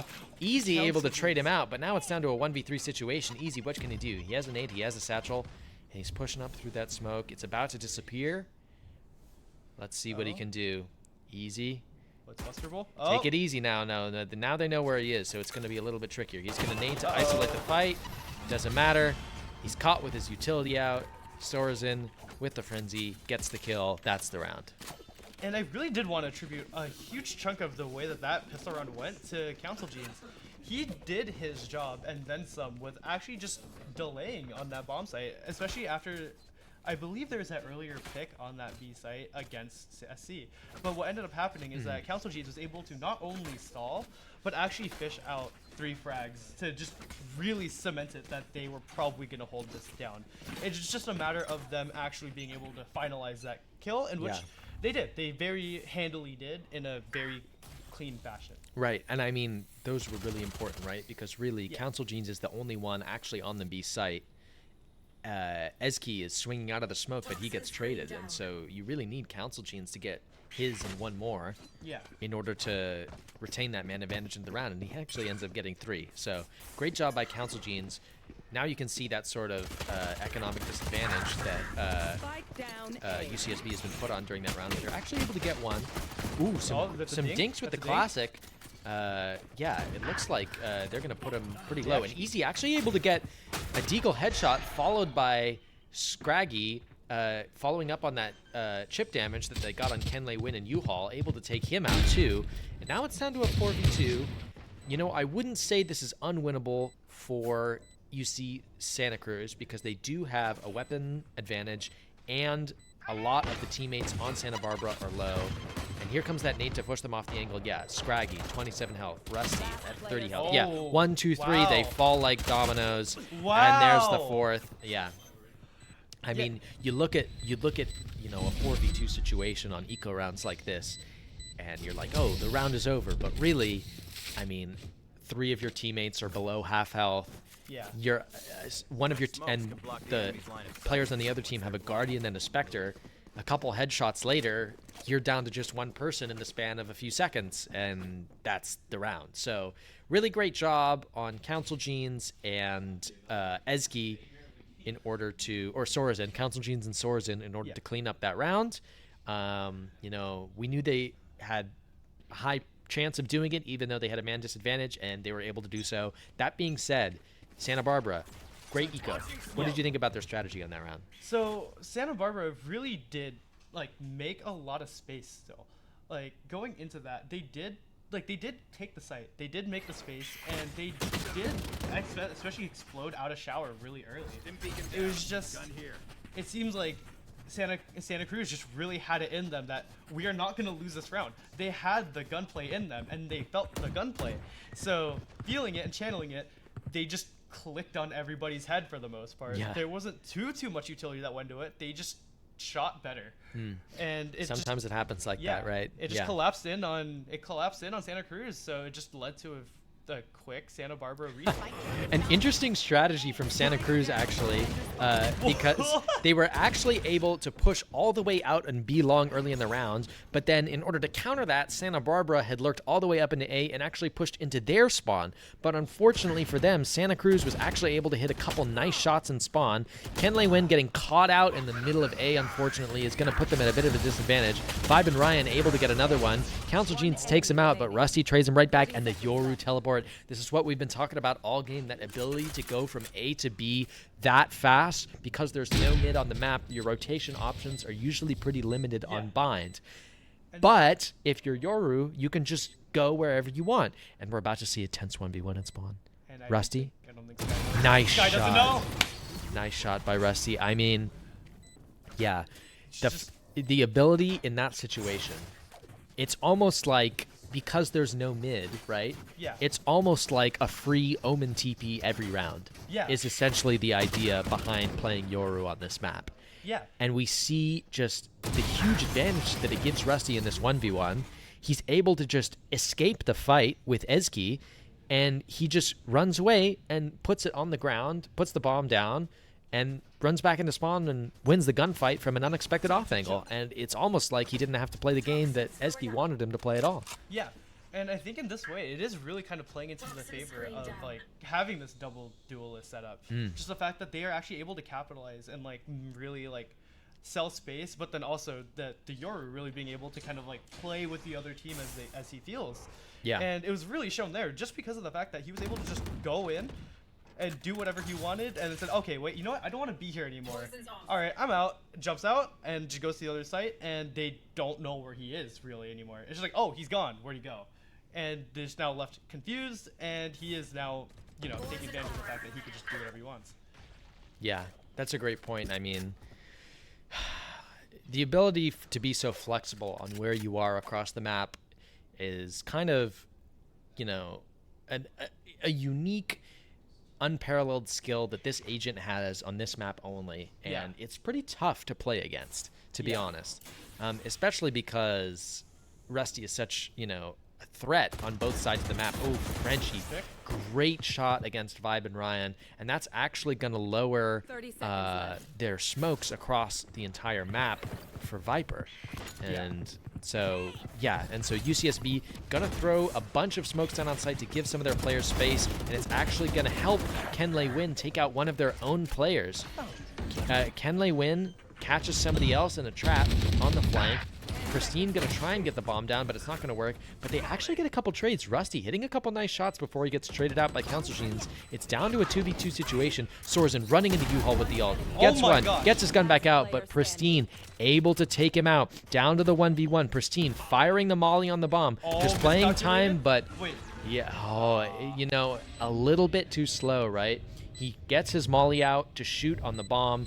Ends up missing it, so it doesn't even matter really, right? Yeah. But Council Genes sees that the molly is coming in, wide swings him out, catches him while he's still re-equipping his weapon, and just takes him out and then wins the round, right? Yeah, and I'm also not too sure if you actually spotted that, but Council Genes narrowly escaped that with 11 HP as well. So he ate the Molotov and still barely got out. So Wait, that's a great point. I didn't notice does, that. Like go like that must at least some capacity kind of go into like how Yeah. they're thinking now, because that was a instrumental win to just kind of like wide swing and just tank the damage as much as he did and still narrowly escape and get the free defuse from there. So it's gonna be really interesting to see how is this an eco that we have going on now? Could be. Yeah. All right. Rusty with the Neo Frontier Sheriff. It's high noon. What can he do? Dodges the Sky Flash from the smoke. One. Huge shot. Gets one. Here comes another. Here comes the Sky Flash. Here comes the Yoru Flash. Scraggy able to get two with his Deagle. And Rusty is going to pick up that weapon from the ground. It's down to a 4v2. Kenley Win doing his best to shoot the cabbage, but he's back sight and he's getting overwhelmed. Actually able to get one with the Spectre, but Scraggy, the run and gun, the Spectre run and The gun. judge came back. We didn't even notice. The judge came back. Lurking in the actually shadows. killed somebody. Lurking in the shadows, he gets one, but unfortunately, because they were more than 5 feet away, he's actually not able to get more than one. So, yeah. I actually haven't seen that judge play pan out for them yet. Yeah. I don't think it's gone more than getting a decent kill. That's a good point. I think the judge in this situation has been really useful on the defensive side, right? It was Yes. able to hold those tough, close angles, hookah, U-Haul, hold them for the defense, and able to not give up that crucial space on attack Yeah. to the attackers. On attack, not really sure how it's going to pan out. Yeah. Whoa, We got the whoa, early whoa. aggression. Whoa, We got the whoa, early whoa, aggression whoa. through TP. Whoa, And whoa, whoa, whoa, whoa, whoa, whoa, whoa, whoa, whoa. Through they just keep coming. Here comes the Sky Ult. They're both in there. Here comes the utility. 8 utility. I think that's a huge misplay from Easy because he thinks, they both have pistols, right? I'm going to swing them. Satchel's in, gets slowed and stunned by the Sky Cabbage that was shot at the same source and able to clean up the rest of the round, luckily, by the way. But, yeah. So it's a thrifty round. Easy's going through his head, right? He's saying, I'm gonna kill this dude for free, basically. Like, sure, they stunned a couple of my teammates with some nice utility, but if I can just run in and trade them out, it'll be fine. But he's actually running right into a Sky Ult Raise Nade combination, gets caught out in the corner, and now it's a 3v1, basically guaranteed because UC Santa Cruz is able to just pick up those rifles right off the ground. Yeah. So many picks just like back and forth, just flying around, but it really just kind of like trickled in. They were clearly caught off guard by that fast TP play, and it seems like they're once again putting a heavy it seems like Santa Cruz is placing a heavy emphasis on this B site here. Yeah. And especially after that last play, I feel like they are feeling something on B site. Yeah. I mean, your ult got the information that two players were in elbow and not on site, so it's going to let UC Santa Barbara take that site for free. Pristine is going to go for a bit of a safe plant because he's unsure as to whether he's going to get spammed from elbow or CT. Here comes another smoke, but Sorazin looking to maybe just satchel right through it. Easy, though, holding an off angle. So is Vibe and Ryan. And here comes Sorazin up on top, but they're actually going to just... The flash is good, but they actually just Brimstone ult him, and he just goes down. CS Rusty running back into the site. He's going to get another one, and it's 3 players still alive for UC Santa Barbara, and that's the round. That was a lot of ultimates just kind of like thrown around in that one round, and that's for sure gonna go into how the rest of this half is gonna need to be played.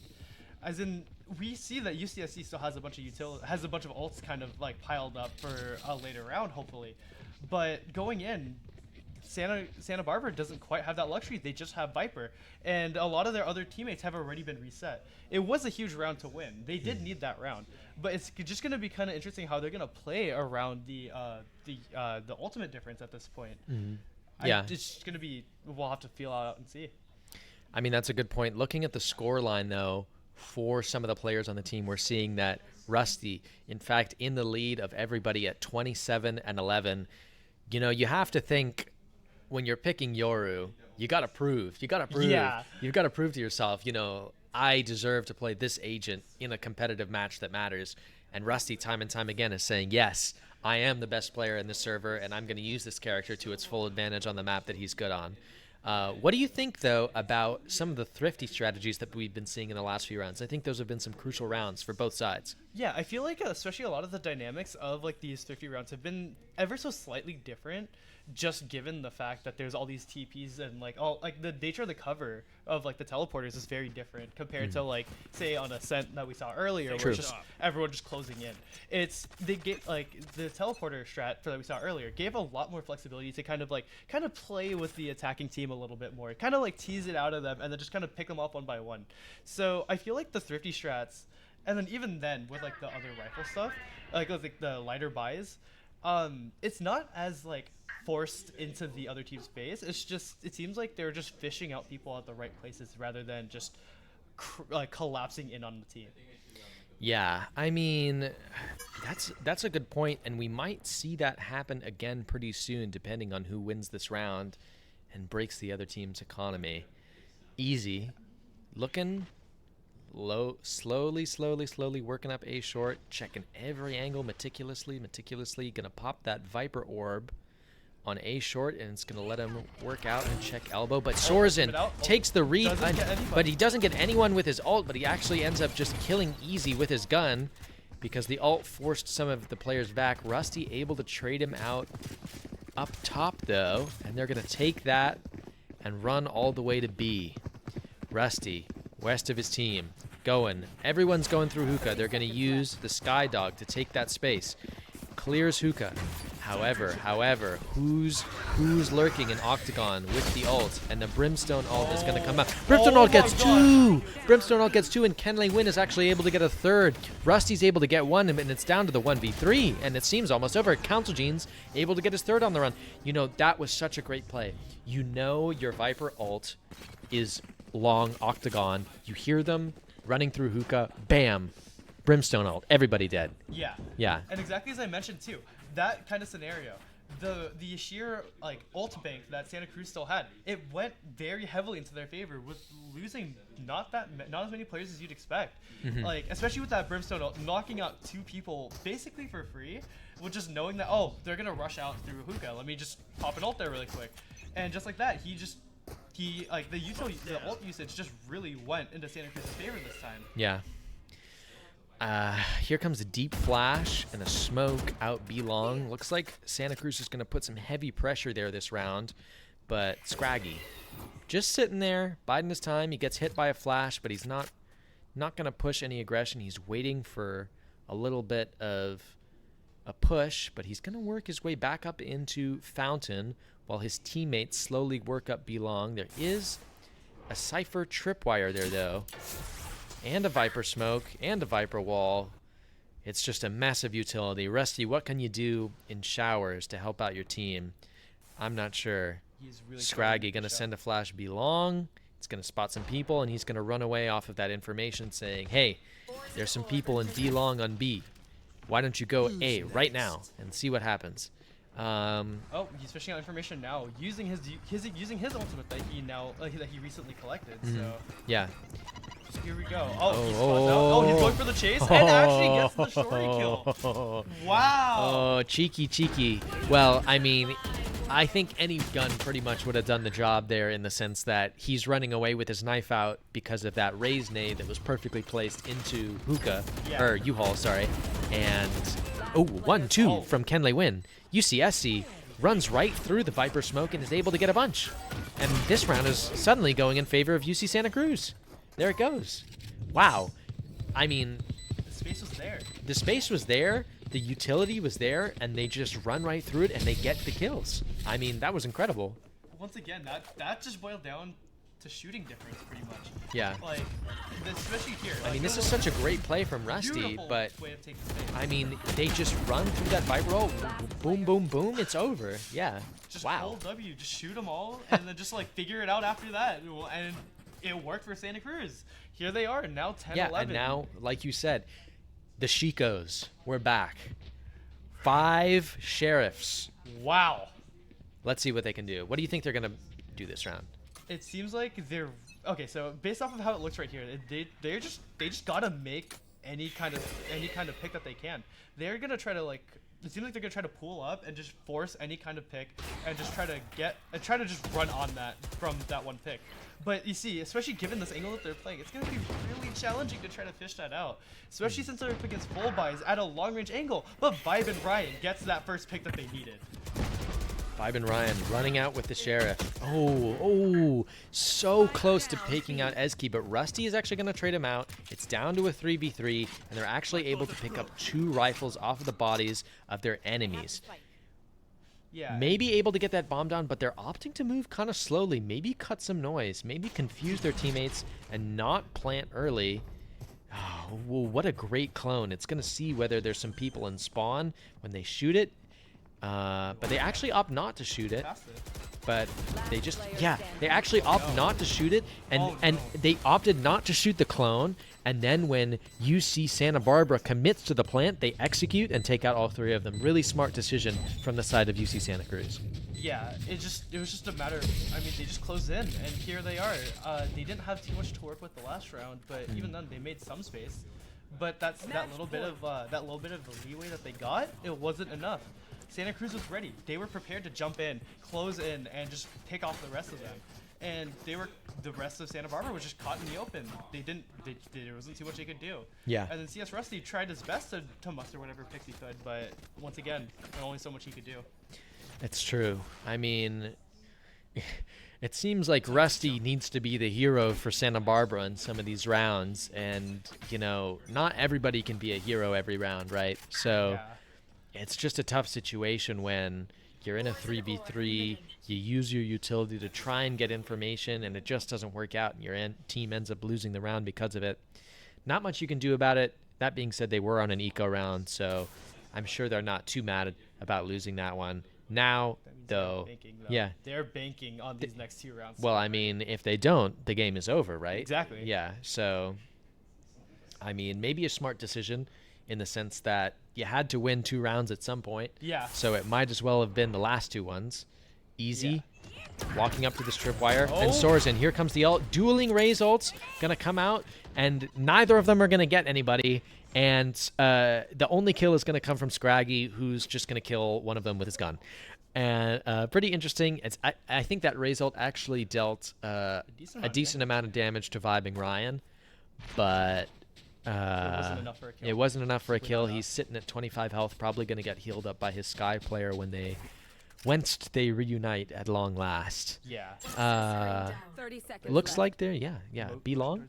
Interesting. Could be. Well, here comes the dog, but maybe they just run through TP and when they see this Molly. Who knows?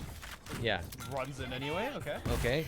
Just takes out his knife, jumps over, and that Molly is actually going to kill Vibe and Ryan because of that damage from the Raze ult that we talked about. Yeah. Didn't end up getting that heal from a Sky. Maybe a bit of miscommunication. Maybe they just wanted to go fast. Who knows? Now it's down to a 4v3. Pristine. 1, 2. Scraggy gets another. Easy gets the third. And that's the round for UCSB. It was great to see. It was actually great to see all of UCSB kind of just piled onto site this time. Instead of doing the previous post plant situation that they've been doing, as in running to long, running to just everywhere else. Yeah. They kind of just bubbled up into site a little bit more. And though I wouldn't say that would always work, I think just given the nature of how they've been playing these post plants, it actually went in their favor because all of UCSB was kind of caught off guard. And that was also a very crucial round because now they have 1 round. They are now 1 round away from overtime. Yeah. So. I mean, it comes down to it. Here's what it really comes down to.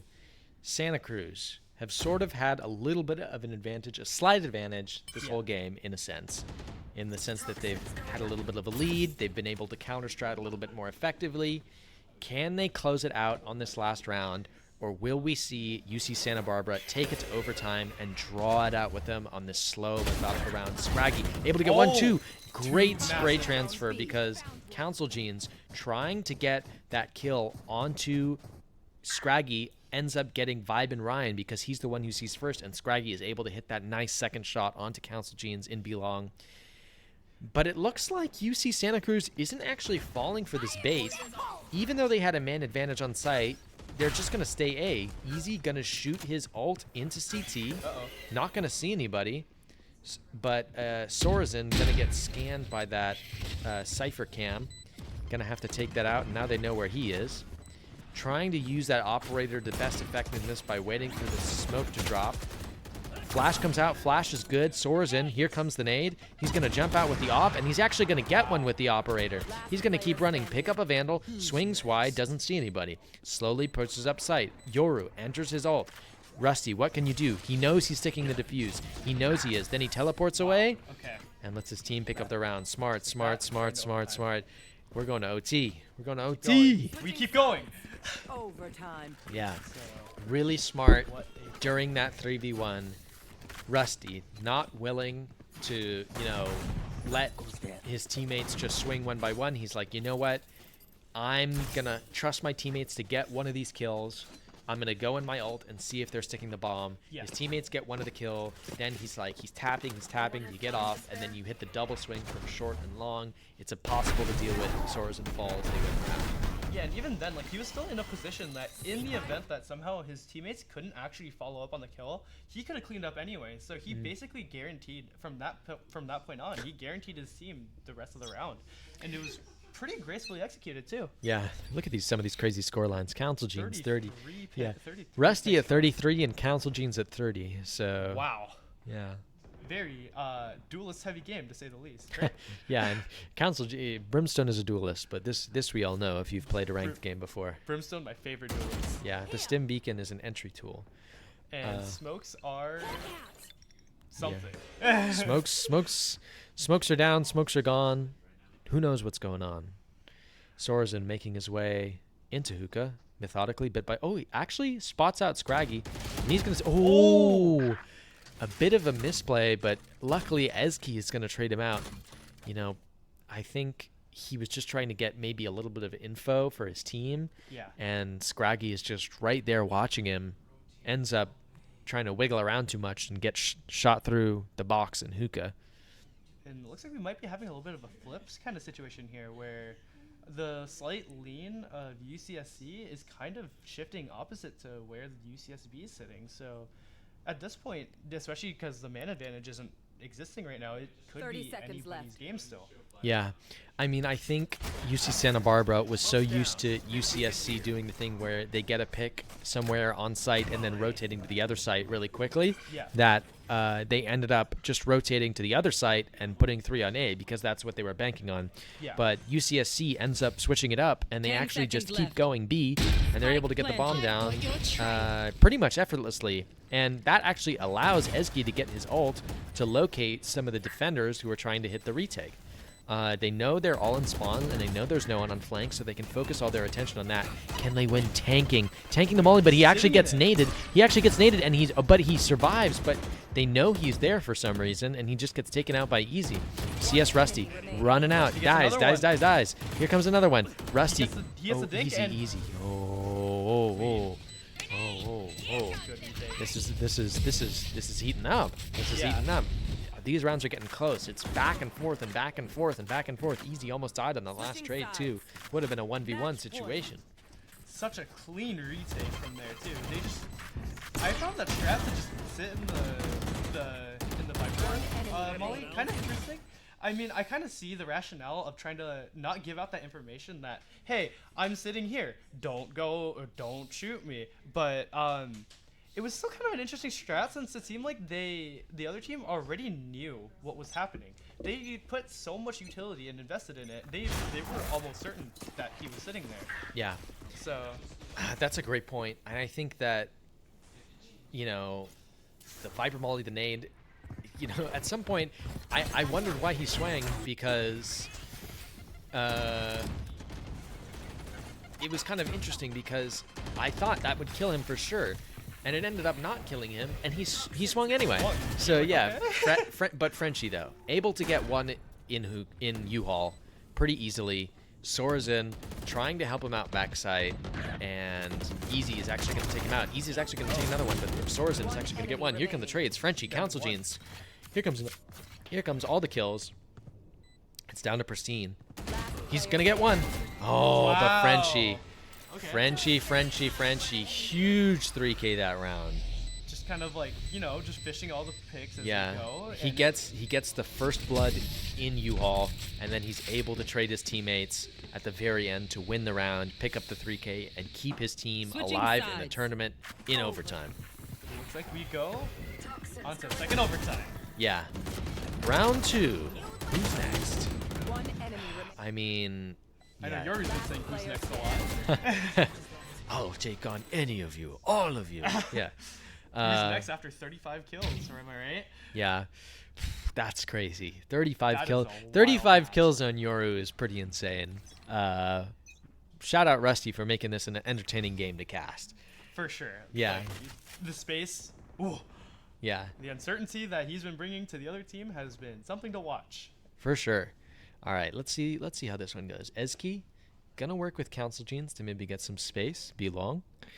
We're gonna see a little bit of a group up here with Sorazin joining them for the party, and here comes Kenley Win as a fourth, and they're gonna send the final member up into Hookah to jump out at the right moment. Skydog is going to see everybody on site. They know they're there. Kenley Win going to use his util to smoke and run out, but he's actually going to get caught out. And but actually Kenley Win actually going to help his teammate Ezki too. Kenley Win gets a second. Kenley Win with a third. And the last one alive is easy, and he gets scanned by the trip, and he's going to get a fourth. And there it is. Wow. Great play from Kenley Win, because I thought this round was going downhill when I saw Ryan take out Sorazin with pretty much no issue. But then Kenley Win actually ends up trading him a full, like, 3 or 4 seconds after he died. Yeah. And then, we saw a couple more kills coming on the side of UC Santa Barbara with Pristine and Easy getting a kill, but then Kenley Win 1, 2, 3, and then he actually ends up getting the fourth during essentially the one round when he put that Cypher trip down and spammed through it. Yeah. But yeah, wow, what a great play to put UC Santa Cruz in the lead during overtime. Yeah, and it's good to honestly see too that they, like, in these teams, as much as each of them have that one top fragger that are sitting at, like, what, 31 kills, 35 kills. Yeah. With moments like that, the other players are still stepping up. They are not afraid to just kind of go in and make and support the team, or like if the other player is gone, they are not afraid to go in and step up. Demonstrated by the Cypher 4K right there. And honestly, I think especially as this next overtime is gonna go on, I think it's gonna start shifting that way too, where the other players are gonna start becoming the heavier part too. Especially as the top fraggers have already put in as much as they have. It's gonna start boiling down into what support at this point what other support will the other players trickle in for this game. I think that's a great point. UC Santa Cruz has a lot of trust in each other's teammates, in the sense that even if they're just running in and giving up their lives for their teammates to take that site, they have that faith that their teammates will eventually come through and win that round with their utility, with their aiming skills, even if it's like maybe a full, like, 4 or 5 seconds after you've already died and you think it's impossible, right? Yeah. And that just shines through in that last round with Kenley Win just trading his teammates one by one after being taken out by 3 or 4 different people. Yeah. And pretty impressive. But Rusty, the hero of UC Santa Barbara, can you save them one last time? Rusty, what can you do? Easy. Working up Hookah. He hears Council Genes under Hookah, and Scraggy is actually going to get the spam onto him, and they're actually going to get another kill, but Ezki is going to trade him out, just hiding back sight. Going to get a second, actually, but Pristine trades him out. We're down to a 3v3. Here goes the bomb. Boombot's going to stop the push through CT, and they're actually going to plant safe to avoid that nade. Vibe and Ryan is going to be able to get out, and they're going to place an easy, great swing, and the aggression into elbow. They're actually playing all 3 elbow, but and Sorazin able to get one, but he's actually going to tap. And he misses the op shot once again. A missed op shot in a crucial moment, Just like that. and we're tied up. We're going to triple overtime. Triple overtime. And it seems like even there, like, I mean, we saw it there. Vibe and Ryan stepped up to the plate once again. He really went in and capitalized on the fact that they were not able to hit the op shot and just get the clean one shot. And also, the other teammates are just going in, clearing out out the other players as necessary, with a lot less of the focus being, like, with a lot less of the focus being on the very top of the scoreboard anymore. Yeah. I mean, I think that's a great point in that, you know, we're talking a lot about Rusty and Council Genes being the top fraggers of this and really helping their teammates and pulling through in these heroic moments. Oh, ooh, what great a shot from Ezki What a shot. to take out the operator. And that was a glass cannon operator, too. Yeah. But, wow, what a great shot from Ezki to open up this round. But, yeah, we were talking about the top fraggers get a lot of love, but it's only because their teammates are setting them up so well. Yes. In order to be able to get those kills, especially, you know, Rusty. He's getting a lot of these kills on entry. He's getting a lot of these kills on retake, but it's because his teammates are using that utility. It's because they're getting info for him, and he's able to just use his mechanical ability to the utmost because that mental load is sort of taken off of him and placed onto his teammates. Yeah, exactly. Sorensen. Satchel's in. Doesn't go all the way backside because he knows Easy's there. Throws the nade to try and push him off, and but Easy actually going to take out both. 1, 2. Frenchie able to train them out. There goes Council Genes 2 taking out Vibe and Ryan, and it's down to a 2v3. Can Lei win? Here we go. He's actually going to run all the way through spawn, and they're going to take the TP to A. Here we go. We have the full wrap. Really smart decision, I think, from UC Santa Cruz to do this because they know both players are either on B site or in hookah. Yes. And they know they can't be in spawn because they were fighting them on site, right? Yeah. And so they take the TP, and now they're just going to fight them on their own terms in basically what's been a map flip. But Ken Lei Win has his knife out and almost gets caught. Manages to barely escape with his life. Scraggy going to swing that corner too. He knows that there's a smoke here. He knows Frenchie is here, and he's going to take him out. But they also know that they could be heaven. Oh, 1, 2, 3, and there it goes. There it goes. The 2v3 goes in favor of the 2, and UC Santa Barbara actually end up picking up that round. That was a massive play. Like, it seemed like at first, Santa Cruz really had the setup at first. Like, they had the full site. They had the time to spread out, fan out. They knew where the other team was going. But even despite that, Santa Barbara, they were just prepared to respond. And it seemed like positionally, Santa Cruz just kind of hold themselves into heaven and didn't know what to do from there. Yeah, I mean, I think the really important thing is that they had like 2 people in hookah. Yeah. Or not hookah. They had 2 people in U-Haul. Yeah. And then suddenly maybe they doubted themselves a little bit. And they were like, I don't know if we should be having a 2v2 in U-Haul when we have all this space backside to play with and we can hold them angles. So they try and leave, but unfortunately they get caught out. Oh, Scraggy just gets 2 at the beginning of the round right away. But yeah, as I was saying, maybe they doubted themselves a little bit. Sort of gave up sight, then gave up information, then gave up the round in that order. Yeah. But yeah, Scraggy able to get 2. It's looking dire. It's looking dire for UC Santa Cruz, right? Full control of sight. Full control of sight, double man advantage, Viper ult, placed down on top of bomb. There's only so much they can do. There's only so much they can do. And Vibe and Ryan gonna take out another. Pristine takes out the 4th. Pristine takes out the 5th, and that's the round. The game, the match for UC Santa Barbara won the triple overtime round, and they're moving on to the losers semifinals match. Just like that, we see that they've collapsed in on the other team. Yeah. And it was honestly a very graceful back and forth. I mean, we could see through the clips that are going on here. It was definitely, like, I mean, the scoreline definitely does show that it was a close game. But even just down to the individual firefights and the individual, like, engagements, they were all, like, pairs apart from each other from being either a win or a loss. Yeah. And how evenly matched these teams were was honestly really fascinating to see throughout their play. And just seeing kind of, like, the moments where they would catch each other off guard. Like that. Yeah.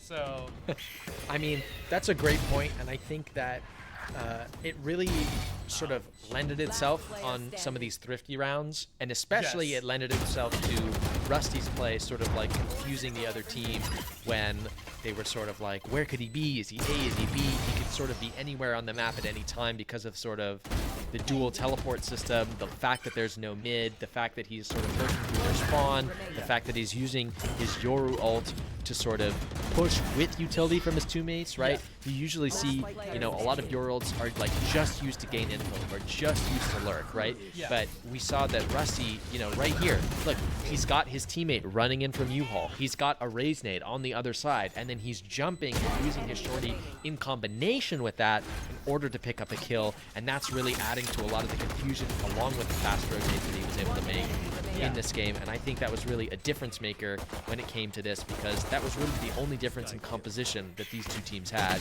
Instead of a Sentinel, they had a Yoru. Yeah. Man, just seeing the difference in how Yoru was able to make space, just given his utility, was very fascinating to watch. Like you mentioned, there was all these times where he was able to just he used his utility in itself to jump in and make that space. But even on top of that, there's just, I don't know, just like the rotation, the incompatibility with rotations, and then like just all these factors of Yoru just being everywhere and nowhere at the same time has been a very big part of how this game is. Lurking in the shadows, and the shadows took him to a 16-14 scoreline and ended up winning, right? So, yeah, you should be happy about that one. Oh, this was such a tough play to watch when Easy got caught by that Sky Alt Raise-Nade combination. But, yeah. So much of it just going back and forth, flinging at each other. But it was all, like, brilliantly executed. It's true, it's true. I mean, this game was really fun to cast. Tight scoreline, great plays from both sides. I'd like to thank both Santa Cruz and Santa Barbara for showing up this late at night for such a fun game to cast and such a fun game to watch. One of those shorty forces. Yeah, like we were saying, the combination of utility, teammate support, and your ult seemed pretty much unstoppable when it was happening. Yeah. And I think that was really the only, one of the only edges that they had in that game, right? Because of how close the scoreline was, because of the difference makers on both sides. Remember, Council Genes also topped 30 kills this game, right? Yeah. Also was fragging out every round. And I think, that was really the big difference maker, is that instead of this Cypher, who maybe you stop them from flanking, or maybe you stop them from running out onto site too quickly, instead you have this flexible Yoru character that can just provide additional attacking counter-aggression support when needed. And I think that strategy, combined with, Rusty's obviously great mechanical ability, was really the difference maker when it came to this game. Yeah. And it was just on top of all that too, just everyone, especially a lot of those player shots were really feeling on point for 90% of the game. And in the 10% that it wasn't, it felt like every player was ready to punish it. Like that op shot that we saw. Yeah. And all those other encounters where it's there was no real major awkward firefight. That's true. Everyone, it really was either you hit or you're the one that's whiffing. Right. So it was it was a very surprisingly clean match to watch pan out. That's true. Yeah, I remember the last two games that we were casting, there were certainly a handful of those awkward moments where, two people were swinging and neither of them seemed to be able to hit their shot at the right moment. But in this game, I think we really saw that everybody was sort of on point, and if you missed even one bullet, you were done. It's over. Yeah. Both teams were really playing to the top of their ability, and both teams were pretty evenly matched all the way through, and we saw that sort of come to its natural conclusion in triple overtime. The only thing that was mildly sad was not seeing that judge being used more than seeing more action. It worked. One pick. It worked on defense, though. It did work on defense. They held U-Haul. They held Hookah. Cheese, you may call it, but cheese sauce was made this day. Yeah. And oh boy, was that a set of games for real. Yeah, that was great. Well, thanks everybody for tuning in to the UC Esports Invitational Open Qualifier for Valorant. We're going to be continuing this online qualifier with losers semifinals and winners quarterfinals coming up soon in the next few days or so. And then I think the winners finals, losers finals, and grand finals will be live on LAN in Los Angeles, in the great city of Los Angeles where we are casting today. Make sure you tune in for that. We're going to be able to see all the teams walk out and show all the hard work that they've put into this season. So get excited, get hyped. That's all we got for today. Hope you enjoyed watching. Once again, we are sponsored by Xfinity. Thank you, Xfinity. And that's pretty much it. Thanks, guys. Thank you all for watching, and take care.